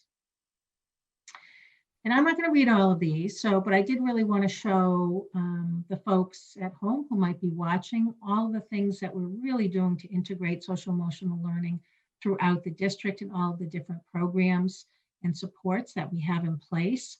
A couple of them I will speak a little more specifically about as we move through this. And then even at each of the levels, elementary, middle, and high school, the teachers are doing an amazing job of incorporating these different strategies and supports throughout their classrooms, throughout the days. And I will show a few of those in a minute as well. I know this looks a little busy, but I thought it was important to share the work that we're doing with our what's called the SELIS. It's the Social Emotional Learning Indicator System. This is the student survey we administer twice a year to students in grades 3 through 12. And we had started this project 4 years ago, and then partnered about 3 years ago with DESE in the Office of Research and Planning with Sheila Peoples, who was able to really bring forth an opportunity to analyze the data in a way that we could use it meaningfully. And just this year, she has trained several of us on the program that she uses for this data, so we can now begin to do our own data analysis. One of the things that's really nice about this program is that when a student takes a survey, we're able to put all the responses into this program, and it produces what we call a SWAN map. Okay, and this is, I don't know if you can see my pointer, but the SWAN map is on the left. And what you'll notice is there's a lot of color-coded little icons throughout this map. Well, each of those color-coded items are really the 5 core competencies. So for example, this blue up here that says RSK, that is a relationship skills question. The 6 is the actual number question that the student responded to. And the 3 is what they responded. So down here you can see is the item scoring. So this student here for this relationship skill question, which was getting along with my teachers, they scored 3, which was very easy. So for them, they felt it was very easy to get along with their teachers. Now down here in the lower right-hand quadrant, this is SO, as you can see up here. It's purple, it's social awareness. This is question number 7. And for this student, he scored, or she scored, 0, which says that it's very hard for the student to know the difference between bullying someone and joking with someone. So each of these have obviously a corresponding question. And what we're looking for is first to look at all of the strengths the student has indicated that they have, because we really want to reinforce that these skills are strengths. And then we can begin to build upon the areas that they feel were really difficult and develop goals to say, you know, we want to make these items really easy as well. So let's work on a plan, because you have so many strengths, to really create these as strengths as well. So this is kind of how you look at this, these 4 quadrants. You know, the upper hand left is definitely the strengths. They're the most developed skills that the student has indicated. And then down below, there's their expected strengths. And all of these data points are really looking at the student's average to the responses. And of course, anything above that average is how it gets into the unexpected strengths in the strengths area. And then down in the lower right quadrant is the unexpected areas in need for development. So this has been a wonderful learning tool for us as well, as we've continued to really refine the questions. Each administration, we go back and ask people, you know, was that question, you know, hard to understand? Should we tweak it a little bit?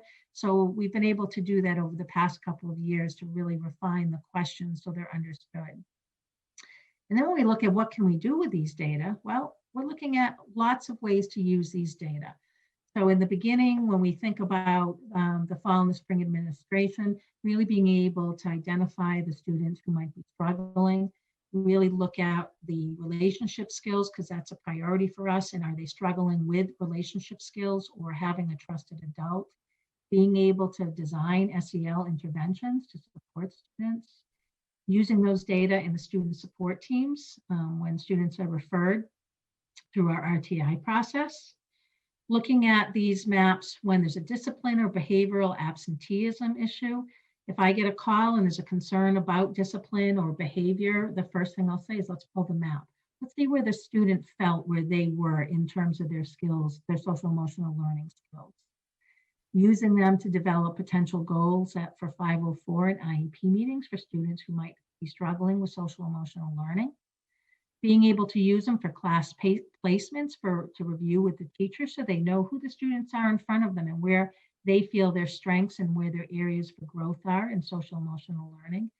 And then guidance is looking at them for their junior planning meetings and also their senior fall focus progress meetings. We have lots of ways that we can use this data that will benefit our students. So let's move into some of the fun things in terms of what is happening across the district. And we'll start with Chatham Elementary School and some of the things that they're doing.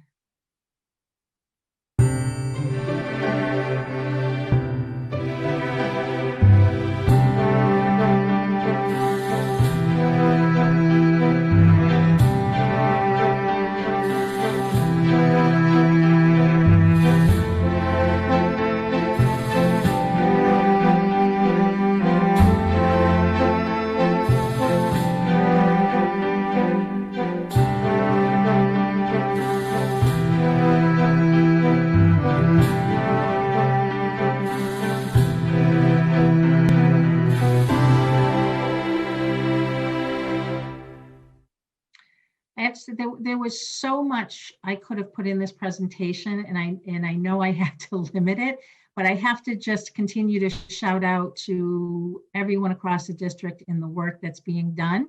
And if I wasn't able to show it tonight, I will at some point be able to show everyone's work.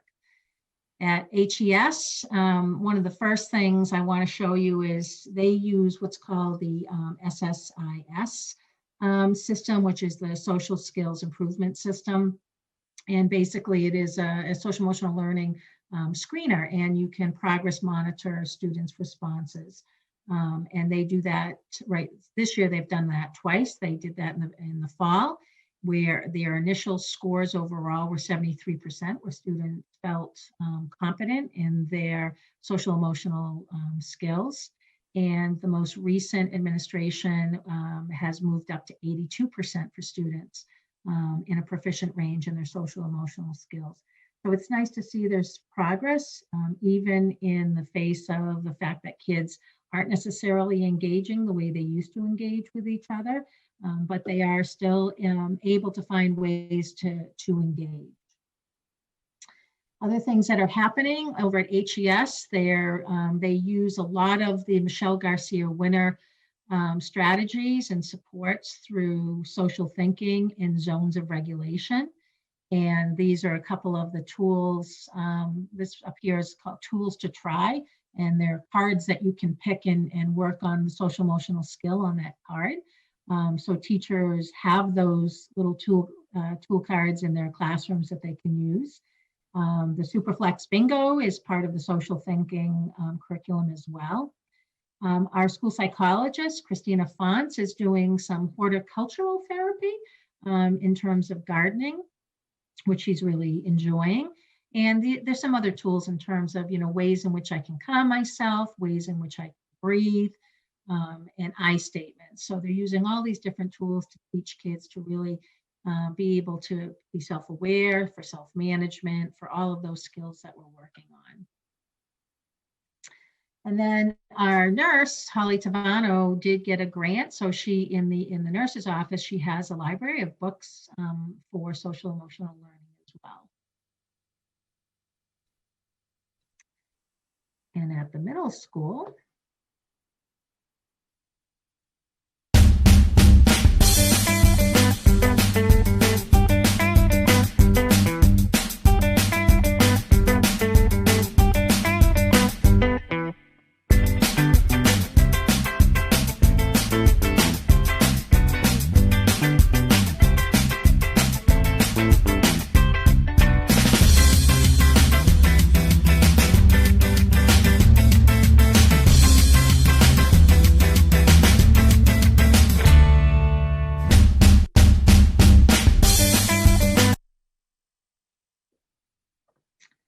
and last but not least, at the high school, there's a couple of pieces in this video, and I just, because I'm going to pause it at one point, because I really want to show you Ms. Hemian's agenda for the day, and it goes by too fast, but it has several pieces of how she integrates social emotional learning.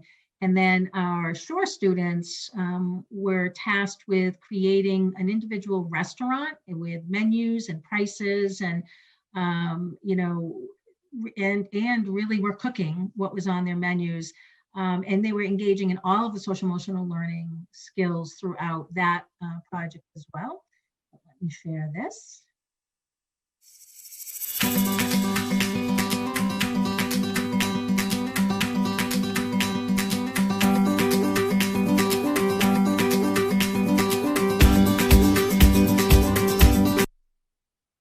pause fast enough.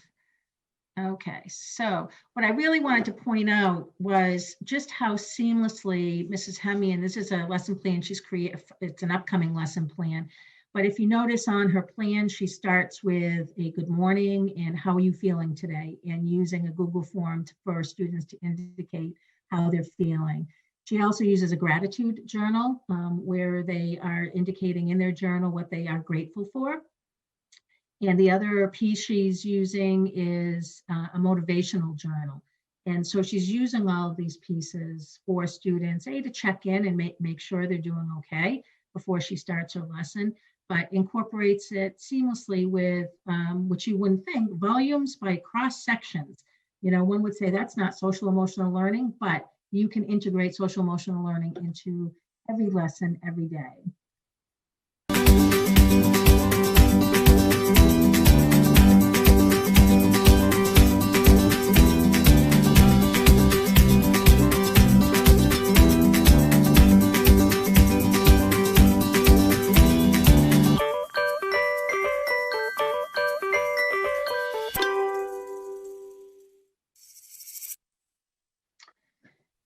Lisa Fort Doyle does a really nice job of incorporating poetry and social emotional learning.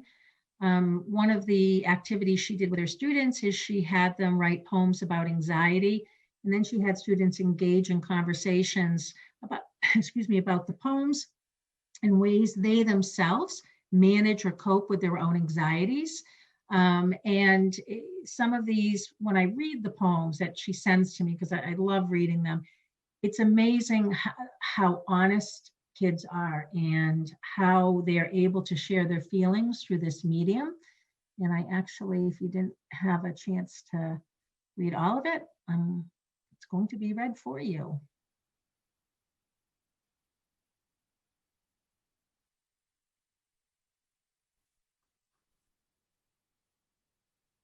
Did that second video come up?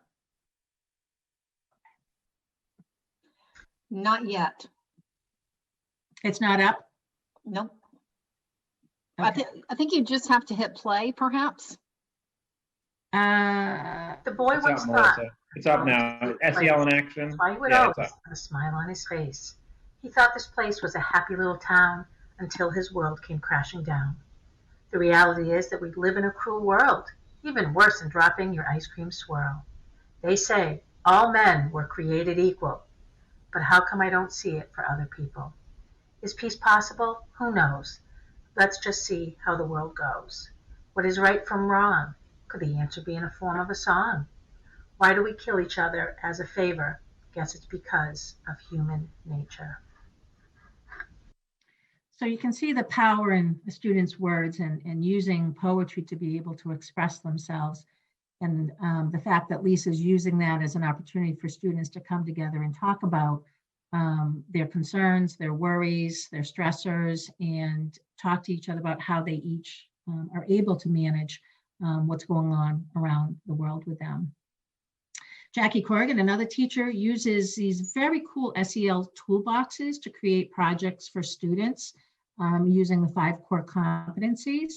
This particular student, and she gave me permission to share her project, which I thought was very, very cool.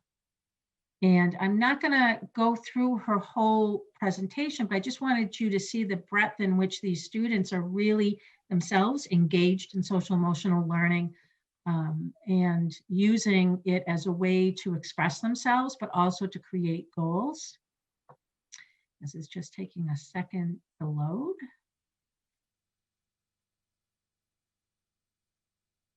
Hopefully.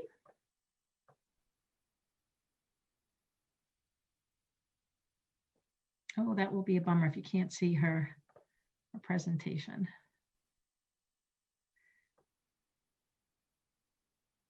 Oh, I'm not sure this one's going to load. I might have just too much going on here. All right, I'm going to move on and maybe we can share. I can share the link because she was gracious enough to for me to show it this evening. So we'll get back to that in the link for you folks. Miss Costello, who is a certified yoga instructor is conducting yoga in her class. What's interesting about this particular yoga class is you'll see we have one student who is actually virtual. And so I was so impressed with how she was able to set this up even for the student that's virtual.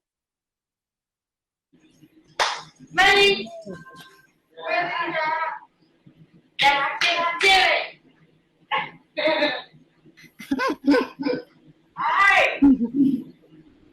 All right. Let's get started. Everybody sit up nice and tall. Yeah. Let's do some elevator breath. Ready? Yeah, I was that. All right. Big breath in. Okay. Blow it out. Big breath in. Blow it out. One more. Big breath in. Blow it out. Good job. Arms up. Reach to one side. Reach to the other. All the way down. Wrap your arms. Shake your head yes and no. Roll it up. Good. And again, arms up. Reach to one side. Money. So of course, this goes on. But what impresses me most is clearly this is part of the students' routine. I don't know if you noticed, but they didn't require a lot of instruction. So it has become part of their routine daily. So my last quote, it's not social emotional learning and academic learning, it's just learning. They're interdependent. And that is my presentation for you this evening, and happy to answer any questions. Melissa, you have the best videos. Mark does great graphics. Michael does great roadmaps, but you are the star of videos. So thank you. School committee members, any questions for Melissa? Sharon. I have a few questions. The first question is, I believe in middle school, this is mostly done in, or this is done in maybe their, I forget what you call it, but like wellness or something. But I don't know in elementary or high school how it's scheduled to teach these things. So that's the first of 2 or 3 questions. So in high school, it is also done through wellness. Stacy at the high school is a trainer of Botfin life skills as well. So she uses a variety of curriculum in addition to the Botfin life skills curriculum. So it's done there as well. Okay. And what about elementary? So in elementary, all of the elementary teachers have been trained on Second Step to teach social emotional learning skills. And then Botfin starts at grade 3. But at Harwich, they're doing Second Step through grades 4. And then Chatham, they're doing Botfin, Second Step through grades 2, and Botfin grades 3 and 4. So at elementary school, is it like one language arts period a day, or is there like a one wellness schedule a week, or how does it? It's scheduled weekly. It's not a daily lesson, because that's where you start to look at integrating social emotional learning, right? So it's not just the lessons. It's taking those skills and really infusing it as part of your daily practice, and really looking at those 5 core competencies. And as you're structuring your lesson, you know, I might be looking at self-management for today because we're going to be doing group work. So, you know, there's a lot of those pieces that are incorporated. We don't want it to just be about lessons. We want it to be about skill acquisition throughout a student's day, and not just reliance, you know, on the lesson. They do have the lessons, but each grade level has a certain number of, you know, lessons in that grade level that get administered throughout the year. But as I said, it's not just those, it's all these other activities. They're using the zones of regulation, they're using the social thinking, you know, even the PBIS which is, you know, again, it's not a program, it's a way of thinking of how our students are, developing those skills. So not that I think everything's measurable, but I do happen to value measurements. And you mentioned one that I didn't write down. Of course, it began with S, but it was at Harwich Elementary. And it's the SSIS. Chatham also uses the SSIS. That's the Social Skills Improvement System, and that's been around for a while. And that's a very easy way to kind of measure students' observable skills, where the student social emotional learning indicator system survey is my perception of my skills. How do I feel about, those different areas? So that's done at SSIS is at both Chatham and Harwich.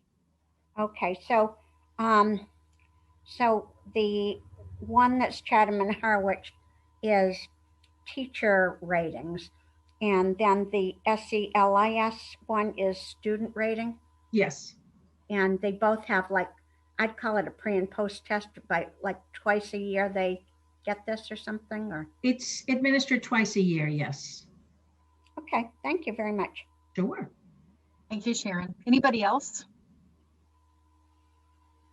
Melissa, I just wanted to say, as an arts and culture advocate, particularly with the arts, I just really love the presentation because it really brought to light how art is used in social emotional learning. So I appreciate some of the examples you shared, like the poetry therapy and the journal writing and things like that. So I wanted to thank you, for that. The other thing I wanted to say is I really would like to get my hands on that infinity breathing board. I think everybody could use that. Absolutely. Yeah. All right. Everyone should carry around some type of video of deep breathing and grounding themselves. Yes. Yes, that was a great example. Anybody else? I think we're good. All right, Melissa, thank you very much. And next, under reports and discussion, is custodial sub rates. Michael, I think this is you. All right, thank you very much. Good evening, everybody. So a few months ago now, actually, I came to you to get approval to increase the rate for substitute teachers and instructional assistants as we responded to recruitment challenges there. And we're back as we're facing similar challenges in relation to substitute custodians. And again, as with our last time, it's both due to the impact of COVID and also just a kind of ongoing underlying trend. In the last year, we've put the demands on custodians have increased significantly, and we've faced difficulties in filling the permanent positions and in the substitute positions. And that's put a lot more pressure on our existing staff and what subs we do have. It's difficult to find substitute custodians anyway. It's often night work. The work's not reliable. It's sporadic hours, so it's difficult to entice people in. And as a result, we're relying more and more on our permanent custodians who are taking on extra hours, which is tough on them, and it means that we're paying time and a half as they're going over their 40 hours a week. And as well as being a tough job, we are finding that other employers in the neighbourhood, in the area, are paying higher rates, and that's enticing people away. So that's why we would like to suggest, increasing the rate for substitute custodians. We don't, relative to, for example, substitute teachers, we don't spend a lot on substitute custodians. So an increase here will have a modest impact on the budget. I think, I estimated it would be at most, I think a few $1,000s, which is not nothing, but it's not a huge impact on our budget. And it would have a big impact on our operations if we were able to get more support in there to help out our existing custodians and plug gaps when we have them. We would like to ask to get your approval to having, introducing 3 levels, 3 rates that will allow us to differentiate between the applicants and their different experience. And that would be up to the facilities director to decide. So that I included in your papers a motion for you to consider. Thank you, Michael. Any questions? Sharon, go ahead. When there is a person who's going to be out and you know it in advance, or do you ask, is there a way, I'd rather give the custodians that are employed that are maybe on a different shift or on that shift to be able to fill in, because they'd know more about what we do if they would. Now, I have no idea if they'd be interested in that, but I'd rather do that if we could, or in addition. And the other thing is, do you know any idea about what custodians that are paid full-time would be to have somebody hired, maybe at a higher rate than they're being paid to fill in? I don't know. I don't want people to feel demeaned, but I honestly very much hear that we somehow have to solve this problem. So I think your first question is yes. We do rely on our existing custodians, but they're already working 8-hour days. It's a physically demanding job. Often they have lives around their work. So if they're working in the evening, often that's because they've got commitments during the day, or vice versa. So, I mean, I'm loath to rely too much on people who are already full-time employees to come in and work extra hours. I mean, it's great, and they are, they have done a Herculean task in, filling gaps and meeting the demands of COVID in the last year. But it takes a toll, and I talk to these guys and they're exhausted, some of them. So they have been awesome. They've filled in, but I'd like to not have to rely on them to do more than they signed up for. And then, so the top step would be that it's equivalent to the hourly rate for a step 1 custodian. So we did go think, we thought about that. Obviously if you're a permanent member of staff, there are benefits other than just the exact hourly rate. You get, the offer of health insurance, you have that consistent hourly rate. So I think it's definitely a much more attractive proposition to be a permanent first, custodian on step 1, even though you're getting the same rate as somebody who's getting sporadic work occasionally. So, and so I think we were comfortable with that those people would get the same rate as someone in step 1. And that person who's on step 1 will go on to step 2, whereas the substitute will stay at that rate that they're on. Thank you very much, Michael. That I understand what you're saying. Thank you. Okay. Thank you, Sharon. Anybody else? Nancy. Hi, Michael. Hi, Nancy. I just had a couple questions. Is there like a running list of substitutes and they would know what their step is already? Or is it kind of new people coming in all the time and they would have to be like assigned a step? Or so, to be honest, we don't use that many. So, and we normally do draw on a pool, and so they would come in at that step and they'd stay on that step. Okay. Unless they moved up. If they stayed with us for years, they might move up the steps. And, when each new person is hired, it's not a huge deal they have to be hired anyway. So facilities director has to look at them and make a decision to hire them in the first place. Mm-hmm. And it was not too onerous a task to at the same time decide what step they should be on. Okay. Does that make sense? So it does.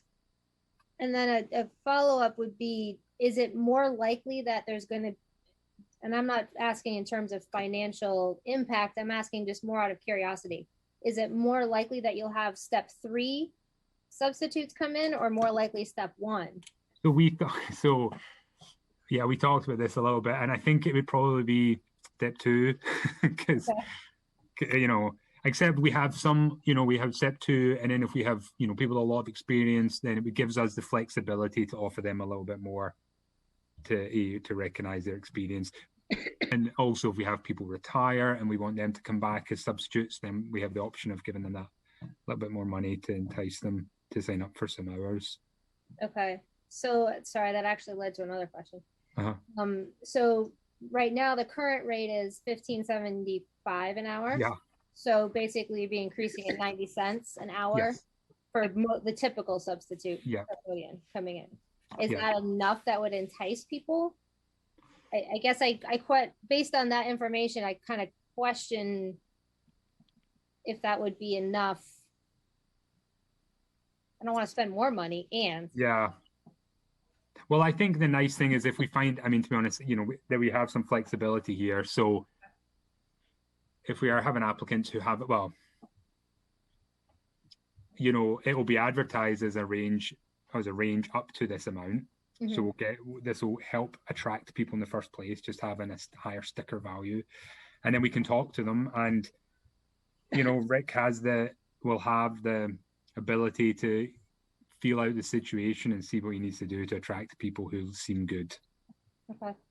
But I think we're also talking about hiring younger people and people who might not have any experience, and I think we do want to have the flexibility to not necessarily go straight to the top rate with everybody. That makes sense. Okay. And also, as I mentioned, the other thing was if we have more than one custodian working in the same building, sub-custodian, and one has a lot of experience, then they might have slightly more responsibility because they might be actually helping the other person with less experience. And so we wanted to be able to differentiate between their rates as well. That's all logical. Okay, thank you. Thank you. Thank you, Nancy. Sharon, go ahead. Michael, I know for teachers and all, we advertise on professional websites, but for custodians, where do we advertise for that? Okay, so in the past we have posted there are websites we use as well, like I don't know exactly which ones we're using at the moment, but you can use things like, Indeed and websites like that. And then also local newspapers. Yes. I think some of the people that might be interested in this would look more likely to look in local newspapers or family or friends of people that might need it. Word of mouth is huge in this kind of, community and these kind of jobs as well. Thank you so much. Thank you. Thank you. Anybody else? All right, so Michael will need a motion, and I would like, can somebody offer the motion, please? Nancy? Oh, I was going to let Meredith actually. Oh, Meredith, go. Yeah, go for it. All right. I would like to make a motion to approve the implementation of the following rates for Monomoy Regional School District custodian substitutes. Step 1, $15.76. Step 2, $16.65. Step 3, $17.56. That's it, right? Yep. Okay, great. Thank you. A second? Second. Second. All right, Sharon seconded. Any discussion? All right, seeing none, so we're going to take a vote on the motion, and we'll start with Sharon. Aye. Thank you. Joe? Aye. Thank you. Joanne? We'll need you off of mute, please. Aye. Thank you. Terry? Aye. Thank you. Jackie? Aye. Meredith? Aye. Nancy? Aye. And I'm an aye. So that's unanimous. Excellent. Thank you very much. Thank you, Michael. Thanks, Michael. Nice to see you. Yes. All right, moving on to the next item, reports and discussions, equity in our elementary schools, May 6th, Community Forum Update. Where we left this 2 weeks ago, last meeting, is that Scott, Joanne, and I would get together and kind of talk through a plan and share it with all of you tonight. We have a plan. So Scott, I'm going to actually bring you into this because what we're going to share with you tonight, and this is something Scott has put together, shared with Joanne and myself on Tuesday, his thoughts and collaboration with Mary and Robin, and I believe Mark might have had some input as well. So we're going to show you kind of a synopsis of what we think the presentation could be, should be, and then on the 29th, we're going to present it in full to all of you. And with your approval, then we'll take that presentation to the May 6th forum. So Scott, if you want to throw it up on, I know we've got it in our packet, but I don't know if you have it where we can put it up on the screen. I will I'll find a way to share it. So, Okay. And everybody's got it in their packet. And as soon as we pull that up, okay. And Scott, I'll kind of just pass this over to you sure. just to take the lead on, if you don't mind. Thank you. So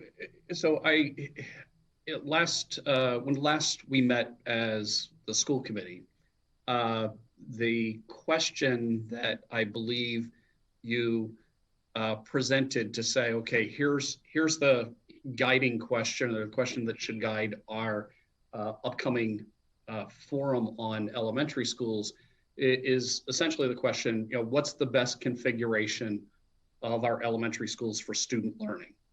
So I've been spending far too much time in my office due to COVID. I kind of joke, and my whiteboard started to become this bad vision of random thoughts, and I was trying to organize them into a way to answer this question as I saw it in my mind.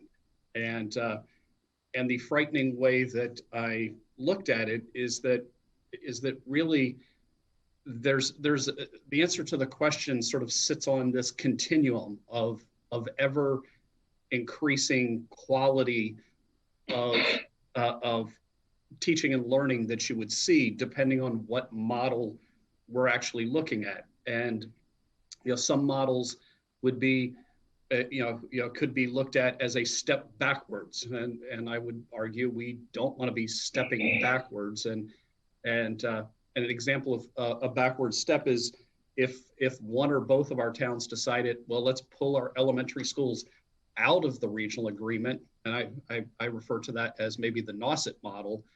What you end up with is an elementary programs like we were at Harwich Public's elementary program, Chatham Public's elementary program, and you lack that articulation that's happening and consistency between the schools. Or we can go and have steps forward, and one step forward is just say, okay, well, let's address class size issues at Chatham Elementary School, and we could do that with some redistricting. But the more I've looked into this, the more I would say that it's sort of a short-term Band-Aid approach, and we can kind of get into more detail on that when we meet next and have a sort of a full presentation. Clearly, when we hear from our staff were very much in favor of seeing upper and lower elementary schools. After doing a lot of research, there's a lot of precedent out there for upper and lower elementary schools within a town. There's actually very limited examples of upper and lower elementary schools in regional school districts. And I think it's a testament to, we're in New England, and I think there's this provincialism when it comes to sort of the Yankee mentality in New England, and I think I do think that it's a very good model for us to look at. And then I would say there's maybe we could say long-term, future visionary things that we should think about and consider. And that's, at some point, do we bring all the children together at the elementary level? And in the presentation that we'll make next week, there's sort of a realistic short-term way of looking at things and really looking at the long haul. The reality that we have is that we have two elementary schools that are in great shape, but they're also, Harwich Elementary School is over 70 years old. The bones of it are over 70 years old. Chatham Elementary School is just negligibly younger than that. They're in good shape, but at some point, long after I'm retired, and many of us have probably left the school committee, there's going to come a time where where we're going to need to build or address or radically renovate at the elementary level. And at some point, I think in the distant future, I do think that maybe it's time to look at, do you find a way to bring everybody together. And Wareham right now is actually doing just that, where they have been, where Wareham operated separate elementary schools in their towns, moved into a model that was an upper and lower model, and then because of urgency with decaying buildings, they have built a unified pre-K through, I think it's grade 4 or 5 in their town. So I think all of these, they're on this continuum, and I think there's sort of realistic places where we could be and ways that we could shift and improve our elementary structure that I think can dovetail into the financial conversations that we're having too. And I think we can loop back to financially, what would it look like along this, but really focusing on the student learning piece. So I'll just sort of stop there. But I've put together a slide deck that really gets into a lot of detail, along this continuum, and then we'll bring a number of voices to it. We'll have to try to upscale Melissa with video and Mark with graphics, and I will find some way to create a roadmap that's super fancy and better than anything that you've seen from Michael. Thank you, Scott. Thank you. I look forward to that. Thank you.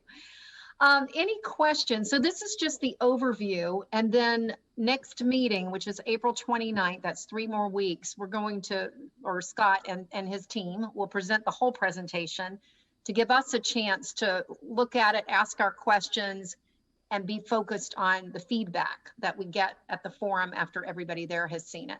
So Sharon, go ahead. I have a whole lot of concerns about this. I thought this was done by maybe the group in Chatham, because I know that selectmen and some group over there met. But I have, as many of you know, a lot of personal feelings having gone through Chatham and worked in Chatham. I have lots of heart for that.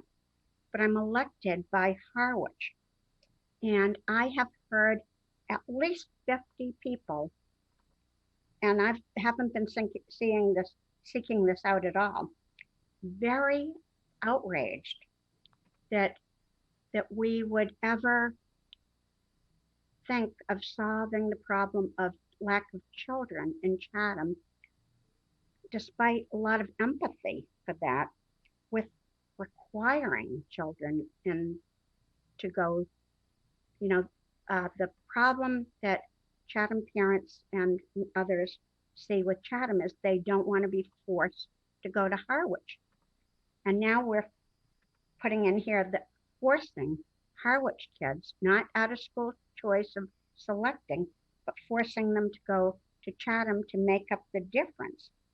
And we've already talked about the busing being more expensive.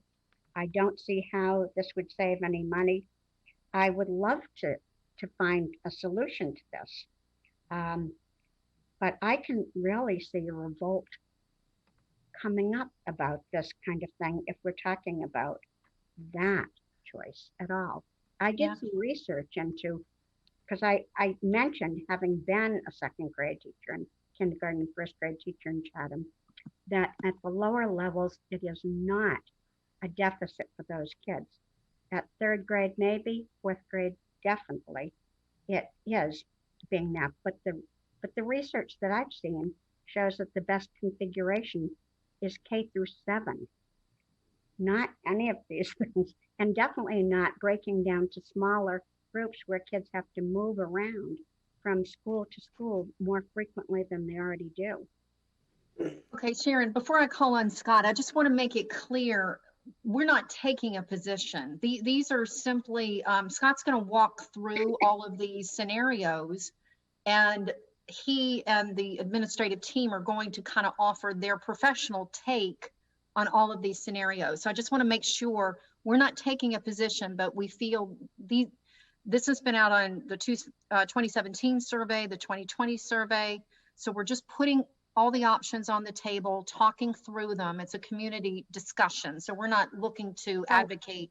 So we're having, are you saying the 29th or 27th, we're having the Harwich one? Because several people in Harwich are offended because we've had this discussion in Chatham, and now we're going to talk about and trying to decide something ourselves without going to Harwich. Okay, so let me correct that. And then I do want to go to Scott and Joanne. I see this isn't about Chatham or Harwich. The last time when we did this, this was a virtual forum. We were not physically in Chatham, and it wasn't a Chatham forum. The next one's not a Harwich forum. It is a Monomoy community forum, of which Chatham, Harwich, everybody's going to be invited. So this isn't about a Chatham forum or a Harwich forum. But that's not going to fly because the Harwich people don't see that. They don't see that. The first one was not, there were a few people from Harwich there, but this, I'm just reporting. I don't have a particular preference. I don't have any family members going to be involved here. It's just, I don't want to see a backlash. Yeah. Okay, thank you, Sharon. I'm going to call in Scott, and then Terry and Joanne. I think both of you had your hands up, but Scott, go ahead.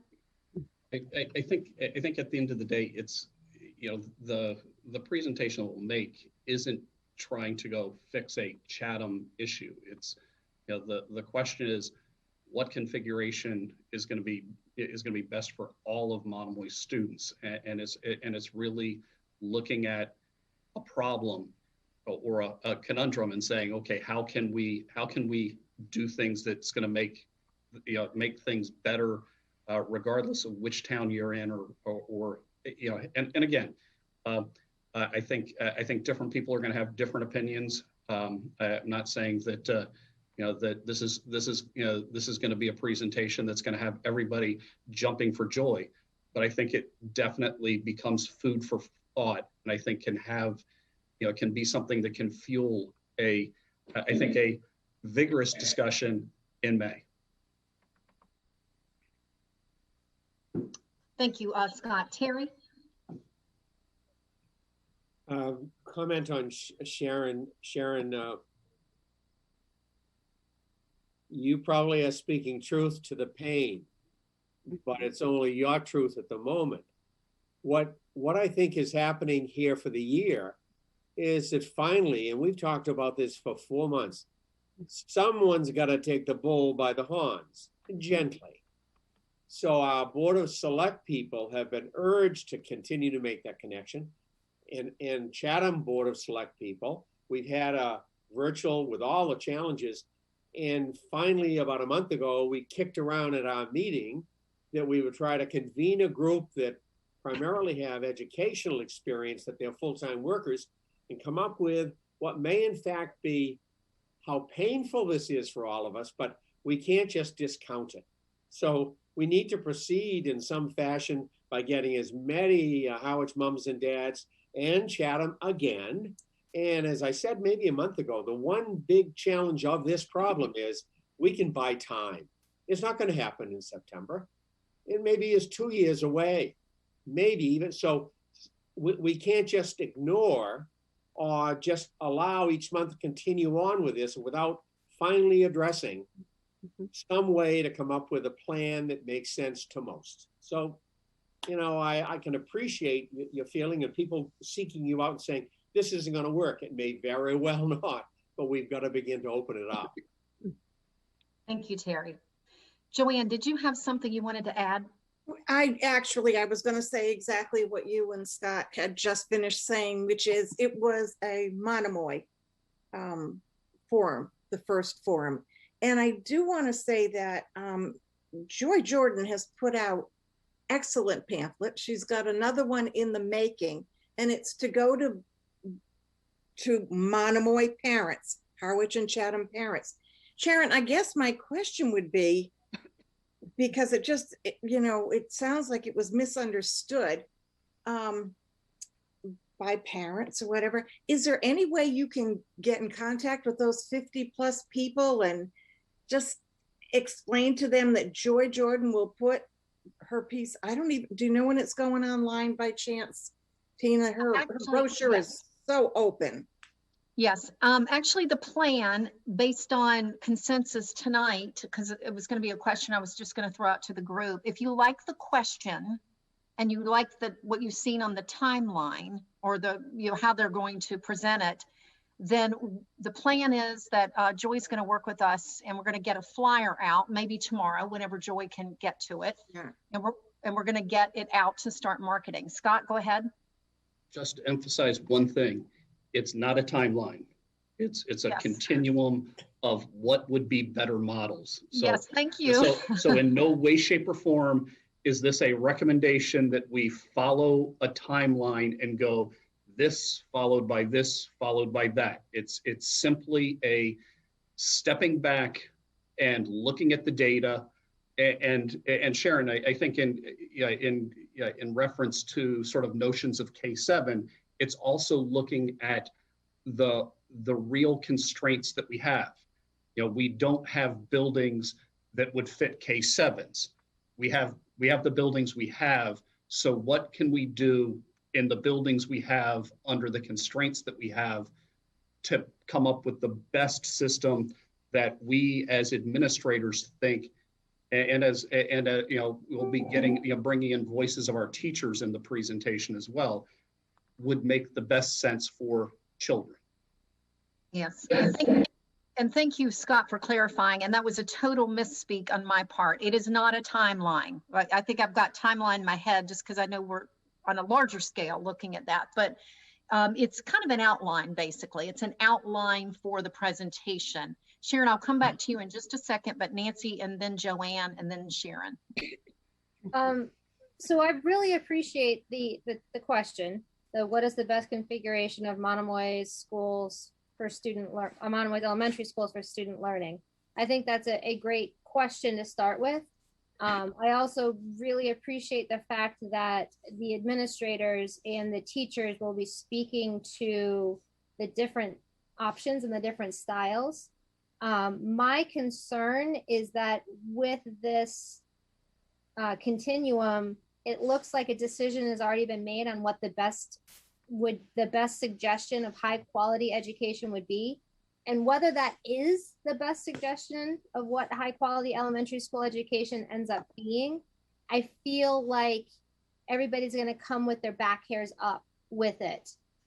I think that mentioning them is fine. It's just looking at it on this, it's like, boom, there's your decision. We already know what the decision is. We already know what the best way is going to be.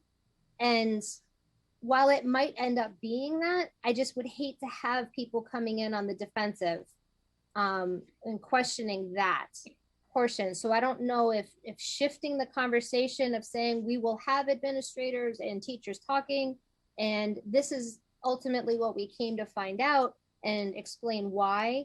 And I don't know if the intention was for this graphic to be the starter and what was going to be going out to the communities. But that would be my hesitation with it, is I don't want it to be a boom, lower quality is going to be separate and boom, higher quality is everybody together. Because I think that that needs to be discovered in a sense with our communities, even though I think we all kind of know that ultimately that would be the best situation. And, we've all dealt with education long enough that it might ultimately be the best educational scenario for our kids. I'm not talking social, I'm not talking for our towns, but educationally for those kids, that might actually be it. I don't want to start with that. I'd rather see that come about from conversations. So that's my 2 cents. Thank you, Nancy. Joanne? Just two things. One was, I hope I'm interpreting what Terry said correctly. I think it's, and Terry, if I'm saying it wrong, just let me know, but it's trying to ease the parents' concern, to let them know that there are solutions and we are thinking about it, and it can be viewed as continuous improvement as opposed to a solution. Those are the only two things that cross my mind. Nancy, is it the straight line that looks frightening? It's not the straight line. It's legitimately the far left says lower quality is what we Yeah. is the Yeah. bad thing, and then the far right says the higher quality. Okay.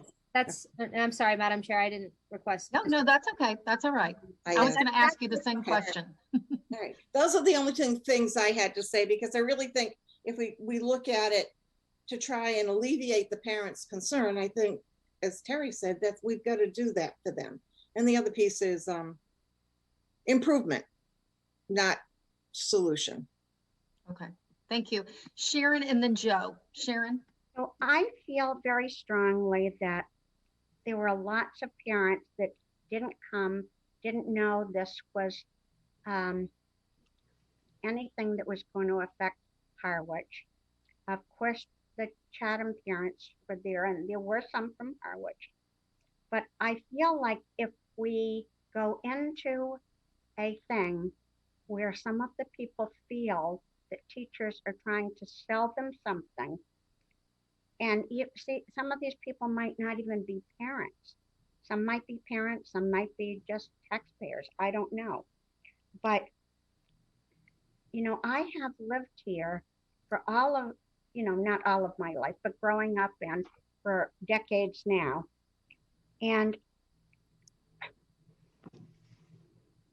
Chatham and Harwich, Monomoy's made a great stride with the kids that are presently in and have graduated from Monomoy and some of those people. But there are so many other people.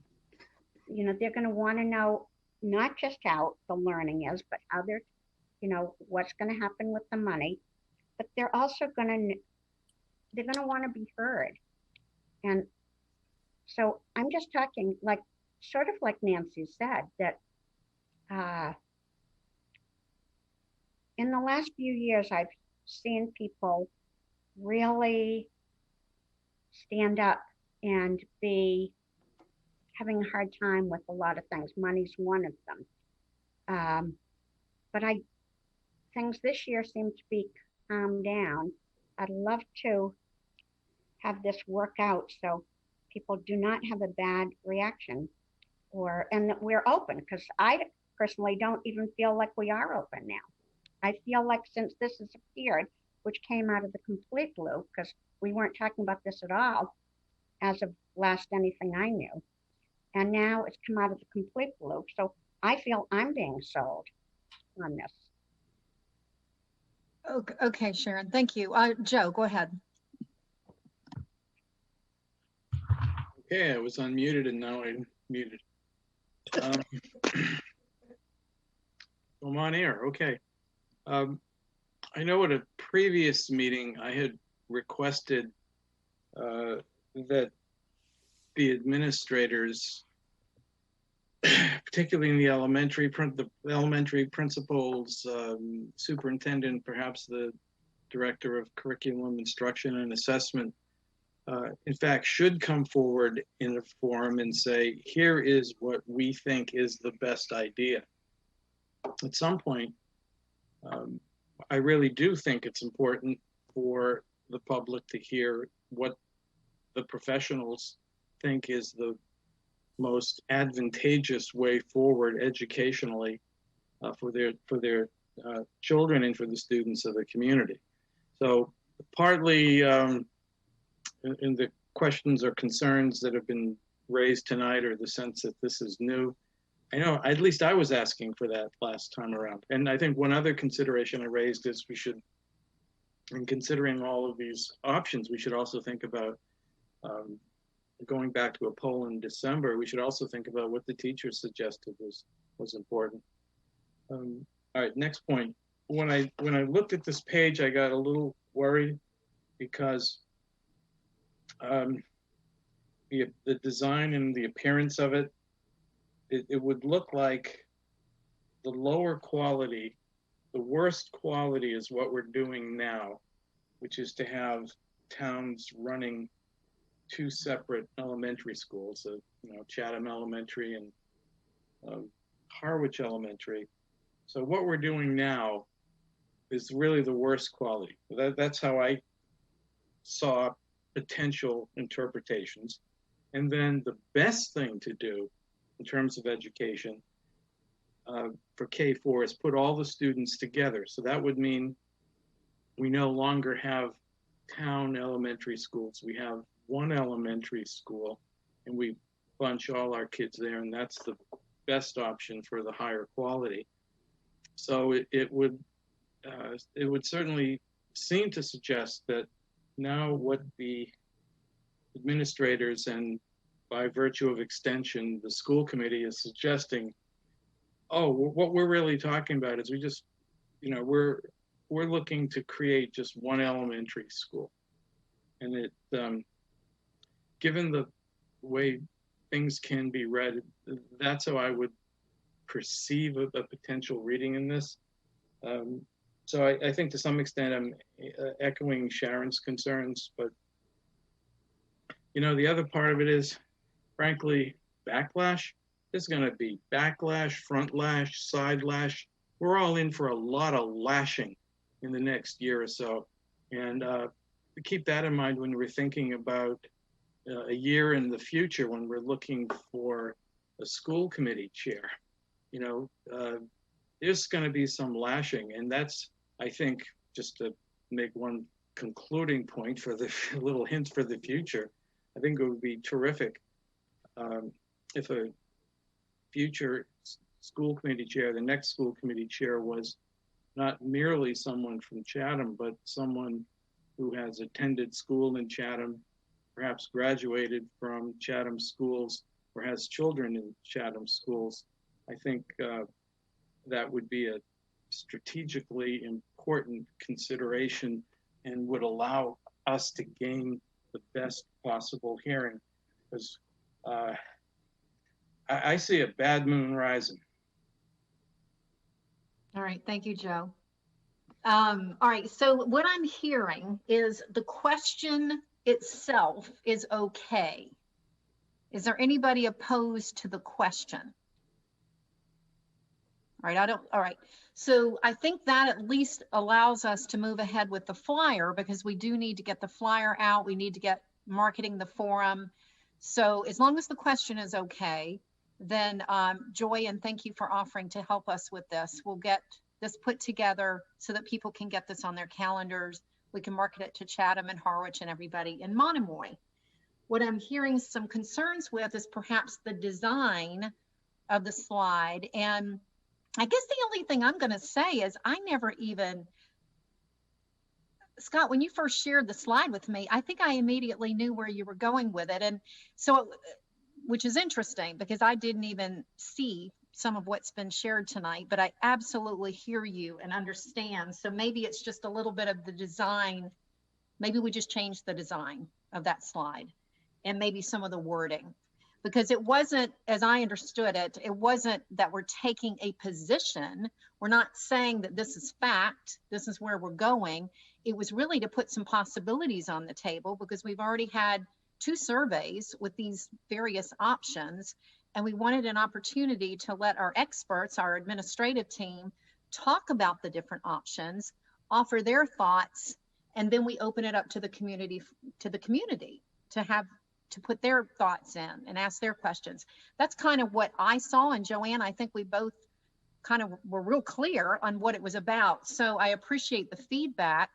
And I guess we can just go back and tidy up the design. Nancy.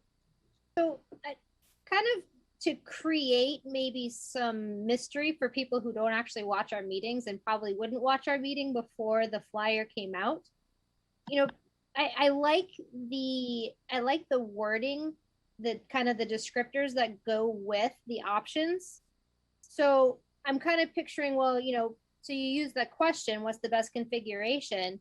And then you kind of selectively take the outcomes of the different options and say, we could look at a short-term solution ensuring the classrooms per grade at Chatham Elementary that periodically need adjustments, and don't say that that's tied to redistricting, that's tied to redistricting.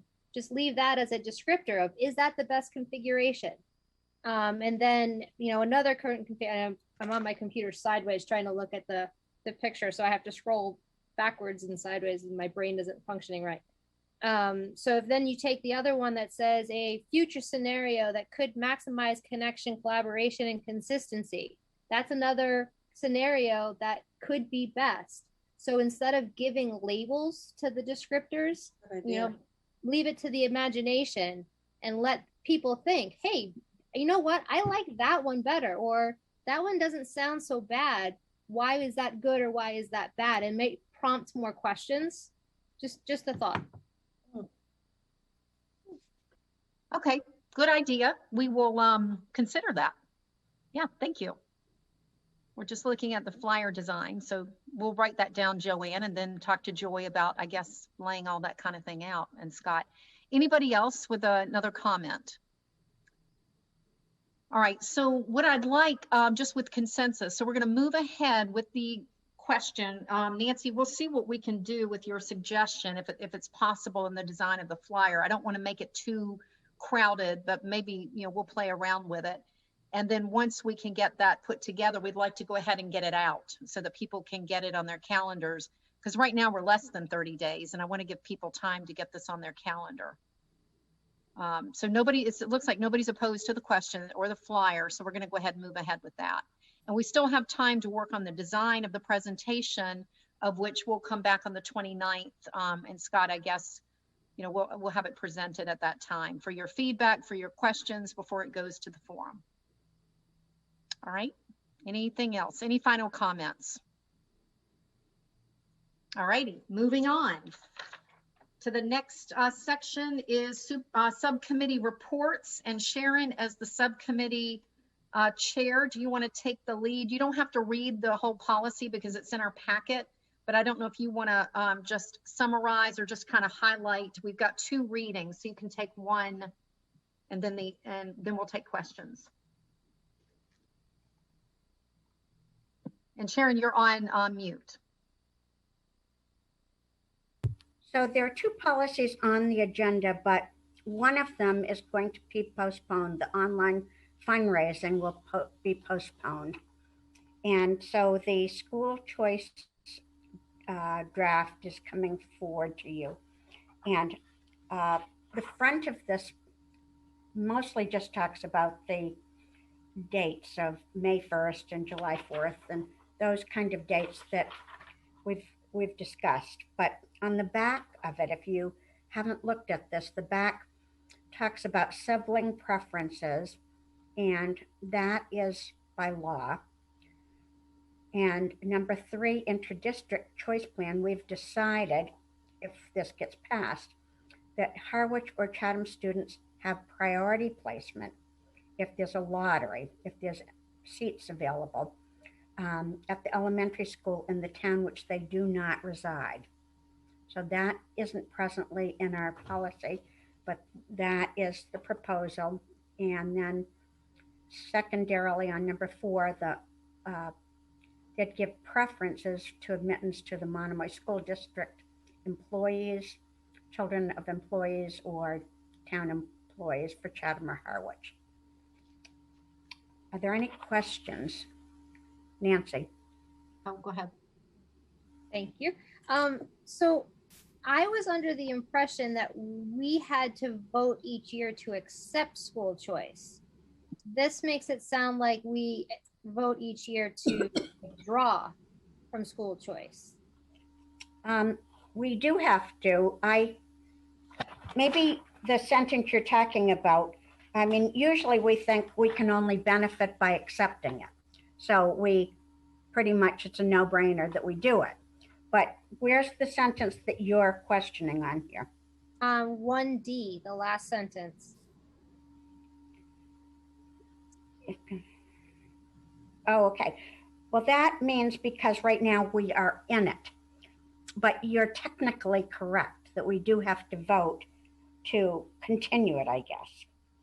But this looks like that is an automatic thing. And I think you're right that it isn't automatic. I mean, we've always voted every year, so I assumed we were required to vote every year to accept them. And we kind of automatically did it because we wanted it.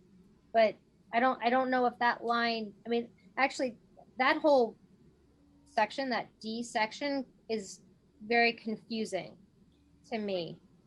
I don't know if Melissa's here. She may know more than I do, because this right now is a first reading. If we bring it back, it will become back to you as a first reading. Is Melissa at this meeting? Yeah, she's right. Yeah, she's Maybe here. she can answer that. I can't answer that. Do you have it in front of you, Melissa? I'm just pulling it up. I have it on another computer, so I'd have to join and move and share to do that. You do have to vote, and those voting dates are in the beginning of the policy. So that's the first part. You have to, by a certain date, you have to decide, how many seats at which levels you will be accepting school choice to. And then you create the lottery from that. And so those last pieces are talking about, should there be a need for a lottery? That would be the way in which. That's not really what that section is. We have to have a meeting, it says in this, if we want to not do it, that we have to have a meeting. Which we always have a meeting anyway. I don't know. To me, it's wording, but you're better at the legalities than I am, Melissa. Jackie, go ahead. Nancy, can you just reiterate for me what your concern is? Because my understanding is that the condition, that 1D is a condition of school choice in which we have to vote every year for school choice, and that is effective only for the following school year. And then it gives details about the meeting. So what has been the policy? What's stumping you? So I understand that, after we vote to accept it, and then it says the following conditions, and then it says prior to June 1st of every school year, if consideration is being given to withdraw from the provisions of the school choice law. So we voted March of this year to do it for next year. So is that saying that between March and June, we're going to be considering withdrawing the school choice, and we'll have a public meeting saying we're not going to do it for next year?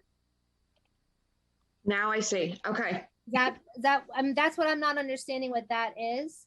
And then it says, if we're going to choose to withdraw, we need to have a public meeting that will review and discuss the decision. And then the hearing and the school committee's vote can occur at the same meeting. And the committee will vote to withdraw, and it's effective only the following school year. But we just voted in March to do it. So why would we withdraw between March and June? Right. So I think the solution would be to say that prior to June 1st of every school year, that's the regs. A public meeting will be held to review. That's lifted from the regs. So it is? There's a condition in which if you were to choose your mind. So if you go to I can send everyone the link. There's a kind of a question and answer document, and that's where it clarifies some of these pieces, especially the preference piece. So in looking at all of those conditions, there's one where you can withdraw for the following year. So there may be, for example, there may be circumstances that, like say the pandemic, that you just can't take more kids because you can't house kids. Whatever the condition is, you have that ability to meet and vote to withdraw for that following year, as long as it's before June 1st. So yes, you may vote to continue school choice in the grades that are indicated, but before June 1st, if you are to change your mind, you need to do it before June 1st. That's all that condition is. So that's the 3 months, between, that's what you're talking about? That's right. So as long as it's just giving you a choice that should something happen, that you have the ability through a vote to withdraw as long as you do it before June 1st, because school ends. And so you would need to plan for that. So that was just one of those conditions in the Q&A that they have under school choice, because it does get a little confusing, especially then when you're talking about the preferences, because that's really only contingent on the need for a lottery. And if you're doing a lottery, you then have to follow your list of who you're giving preference to first. If there are 3 seats and 5 people are applying for those 3 seats, well, the first priority is you have to give siblings if they're in that grade that you have, approved for school choice. Then you're doing your intra-district, okay, for your next level of preference, depending on how many seats. So that was just. Oh, Melissa, I think you accidentally muted, or did you accidentally knock yourself? Okay, looks like she might have hit exit by accident. Okay, so I was going to joke that if it doesn't make sense to us, it's because it's in the regs. But then Melissa came up with a logical reason for it. So right. I see Scott's hand up. Scott, go ahead. Just a couple things. I think D could be worded a lot shorter and clearer. I think something to the extent like, the committee will vote to participate in school choice by such and such a date every year, and that's set in the regs, and may may opt to change its decision by such and such a date. I think it gets a little too convoluted in there, that it almost looks like you're holding this public forum to decide that you're going to reconsider participating in school choice for the year. I just also like clarity on 2 other pieces. On F, what's the piece on the selection process must take place prior to July 1st? And what's the comma, assuming there are seats available prior to November 1st? Okay, Melissa is back. Sharon, Jackie. I think that has to do with, October 1st is our, I'm just making a maybe educated guess on this. Melissa may know more, but I think that it has something to do with our October 1st seats. So I'll just raise we'll say the practice that we have shifted to at Monomoy over the last several years, and I think the principals would support or are very much in favor of how we've steered things. I think when I came to this district, Monomoy and several of the school districts on the Cape, I think just had this open door for school choice. It's like if you got a school choice application in the middle of the year, the kid was coming in, and we as a school district and an administrative team have decided that that's really not healthy for a school, for class composition, for the culture of the class. And we generally, as a district, do not take in students after the beginning of the school year. So I'm a little worried that we're kind of leaving this open, that if there's seats available in November or up to November, we're having kids come in. So I'm just a little worried on the timelines, and if we're saying that this is what we're going to do, I think that potentially impacts class culture that's already started, and my experiences here, and I think other administrators on the Cape would say the same thing. Generally, after the start of the school year, folks that are moving, that are wanting to move schools mid-year, are usually running from trouble, and we've seen that, and that's one of the reasons why we've tried to limit our school choice. Just say we'll start at the beginning of the school year, so that we're not having a situation where where a child, let's say, gets into trouble with one school and is opting to go fill out a school choice application to go to another school to avoid whatever, I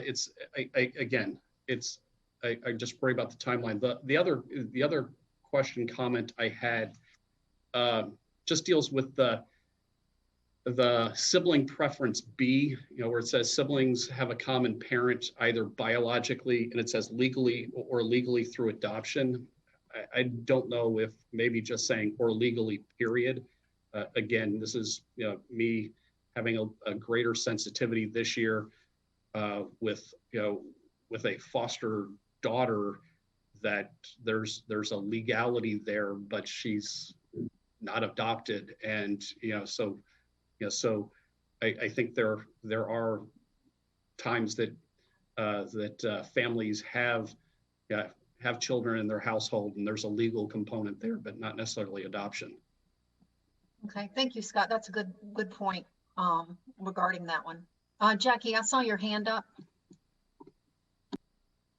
Yeah, I was just going to say that this looks like it's going to go back to the policy subcommittee. So I'm just noting that D and F and 2B are 3 of the areas we need to go back to. And then I just wanted to know if anyone had any other comments on the remaining part of the document. Anybody else? Terry, go ahead. Not exactly, Jackie, but I think it's a painful conversation. All of this is good stuff, but it gets even more painful at 9:30 at night. I would suggest that the policy committee with Melissa, and maybe even those succinct comments by Scott, reconvene and clean it up without the other 5 of us trying to help out. Secondly, as an addendum, and I only bring this up and I'll try to speak very swiftly, about a month or so ago, we were reviewing a policy regarding this co-chairs process and getting advice from our legal counsel. And we had a conversation around what was written in the policy was right but wrong. It should, and I wanted to, much what I've just suggested about this most recent issue about school choice, I would suggest that the policy committee go and find that policy that we approved. And there was a section of it, very simple, not that complicated, that at some point, the 7 members of the committee would have to approve our chairperson and our superintendent from calling our attorney. And by doing that in a public meeting, especially if it's around issues that are in conflict, a grievance 1, a grievance 2, you would just not want to have the other parties of the second party seeing a vote, whether we would be voting to allow a committee chair to do this. So my suggestion is that as you go back to your policy about what just been discussed, try to find that policy that I don't know the number on, but we voted about a month ago. Bring it forward and see if you, in your committee power, can clean that up. I think the logic of it would jump out at you and bring that back as a corrective, or whatever term you use. Sorry it took so much time. No, that's okay. Thank you, Terry. Nancy, you had your hand up. Well, I hate to have to follow that with Terry, and so I think I can just mention it to somebody on the policy subcommittee of my thoughts, and you guys can take it back instead of bringing it up here. So let me suggest then that if you have particular wording, or if you want your thoughts to come through clearly, because I did take some notes, but that's no guarantee that it will be clearly of what you're trying to say. So if you have particular wording, if you want to email it to me or any other, or Melissa probably, I guess, because she'll be she puts it into a document that we all work on in our meetings. So, but we don't want to be, we want to get this right, and we are hoping we don't have to do too many more meetings to get it right. Okay, Jackie, go ahead. I would just say, I feel like this year the policy subcommittee has been tasked with some more of the construction of policies than just the revision of policies. So just please be patient with us, because every time I come, I feel like I got a bad grade on my homework. But we're trying to balance and Melissa's been doing an amazing job with providing context for everything. And we're just trying to balance the correct legal verbiage and using examples to try and make it as concrete and systematic and in line with what everyone else is doing, and not reinventing the wheel just specifically for our district. And I think that there are policies that are specific to our district, but I appreciate everyone's feedback. So yeah, absolutely, email one of us, Tina, myself, or Sharon, so that we can be more productive in our policy subcommittee if we get that feedback in writing. Because what happens is we go back to policy and we all have our notes, but we're not always clear on what you're trying to get through. So that would be very helpful. Thank you, Jackie. Right. Yep. Thank you, Jackie. Okay, so this policy will go back to the policy subcommittee, and we will, bring it when it's ready to be reviewed again. And I've noted the attorney policy as well. So, and I guess the next policy, the other one you said, Sharon, was pulled back. Okay. All right. So we'll pull that one back, and then that one will return, I guess, in the future when we're ready for it. Okay. Thank you very much, everybody. Moving into the superintendent's report. Scott? All right, we'll try to make this quick. In terms of recognitions, we have one for this evening. We would like to recognize Ms. Celine Federici for the donation of art supplies to Monomoy Regional High School's art department. We're very fortunate to have community members like Ms. Federici who have been supporting our schools. Second, I'd like to graciously yield some time to Melissa because I think it was probably more appropriate for her to briefly talk about our tiered focus monitoring report, where we received a tier 1 status, which is the best it can be. But this ultimately is, Melissa has put in yeoman's work behind the scenes on this. So Melissa, do you want to just briefly talk about what was all involved with the tiered monitoring? Sure. So through the Department of Elementary and Secondary Education and the Office of Special Education, they do a 6-year cycle of basically auditing the district to make sure they're compliant with all this federal and state regulations. And there's a 3-year mid-cycle review, so it's really just ongoing. We were in our 6-year cycle, which was review of a lot of the policies around special education, record reviews, interviews, parent interviews and surveys. There was also, thank you, Mark Smith, because civil rights was also part of the monitoring this year, where they looked at the curriculum review process. What they're looking for is that there's a process to ensure there isn't any bias in the curriculum. And then the third one is English language learners. So those 3 components are reviewed every 3 years. Different regulations are pulled. So we were very fortunate that we had a report with no findings, meaning that we basically are in compliance with all our federal and state regulations. So I'm going to leave it at that because it is late, but I'm proud of the district for being that's a rough achievement to get that, to be honest with you. So it was good news story for the district. I'm gonna start a round of applause, Melissa. Great job. Great job. Thank you. And then lastly, the COVID-19 update. I would like to say that COVID was behind us. I'm still waiting for the day when this is not showing up. Even while our meeting has been going, I got an email from Dr. Bob in Chatham, just notifying all that Chatham has moved into the red zone. I was asked earlier today how our towns were doing in terms of red zone. I said it's been like a flashing light, that it's red one week, not red, it's, or one town. It's, COVID is still very much with us. I put an email out to families the end of last week, and there were some, it's this this juxtaposition of news and hope, that over 40% of the Cape has been vaccinated, or at least gotten one dose of vaccine, and that gets, offset by the fact that we heard that one of our staff members that week had ended up having to go to the hospital with symptoms and was struggling. Thankfully was able to be released from the hospital. And no sooner do we hear that, we find out that, that one of our students at Harwich Elementary School lost a parent to this pandemic. So it's this hopeful news that we're hearing about, about the vaccine rolling out, and this hope that soon we'll be back to some sort of normal, and then sadness that's also there.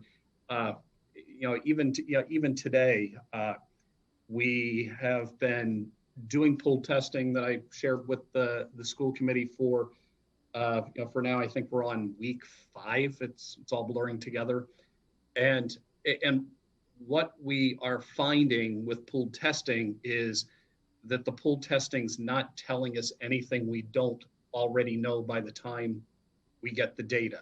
And what I mean by that, this week we had 2 pools that came back positive. One at Harwich Elementary School. By the time we got the sample back from the lab, or the report back from the lab, we had already heard that morning that a child had gone from asymptomatic, so they were in school, they were fine on Monday, but by the time we had gotten the report back on Wednesday, the child had already progressed into symptoms. The parent had taken them to the doctor, and the families have been doing a fantastic job of communicating with our nurses. So we had already established Wednesday morning that we had a positive case and had already packed up and shipped a classroom at Harwich Elementary School off for a quarantine period before we actually got word from the pool testing company of a positive. Then later yesterday, we had the same thing happen where one of the pools from Tuesday at the high school came back positive, and we, but we had already heard that one of the students that was in that pool have a situation at home where both parents are positive.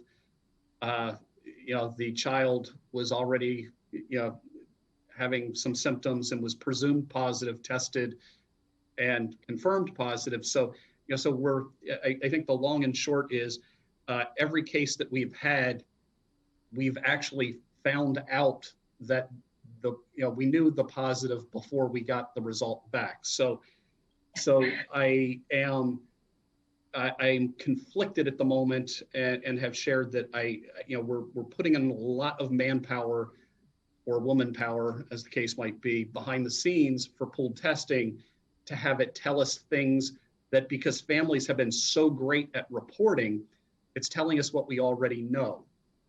I am also sensitive to one positive that's there with pool testing, and that there are some students and some staff who have anxiety that they might have COVID on any given week, and hearing that the pool test came back negative is at least a weekly pulse check that they're at least at that moment in time okay. So over the next week, I think we need to kind of look at whether this is something we should continue or not. But as I said, it's not giving us anything that we haven't already known. And again, that is a huge compliment to families that are keeping kids home that are, when they're sick, taking them to the doctor, getting them tested, and communicating with us about the results of those tests. All right, thank you, Scott. Sharon, I know you had your hand up. Did you want to say anything? Oh, my hand up was about the last thing that Scott talked about, or Melissa talked about. And that was when Melissa and the whole special ed department getting that finding that they'd done everything just right.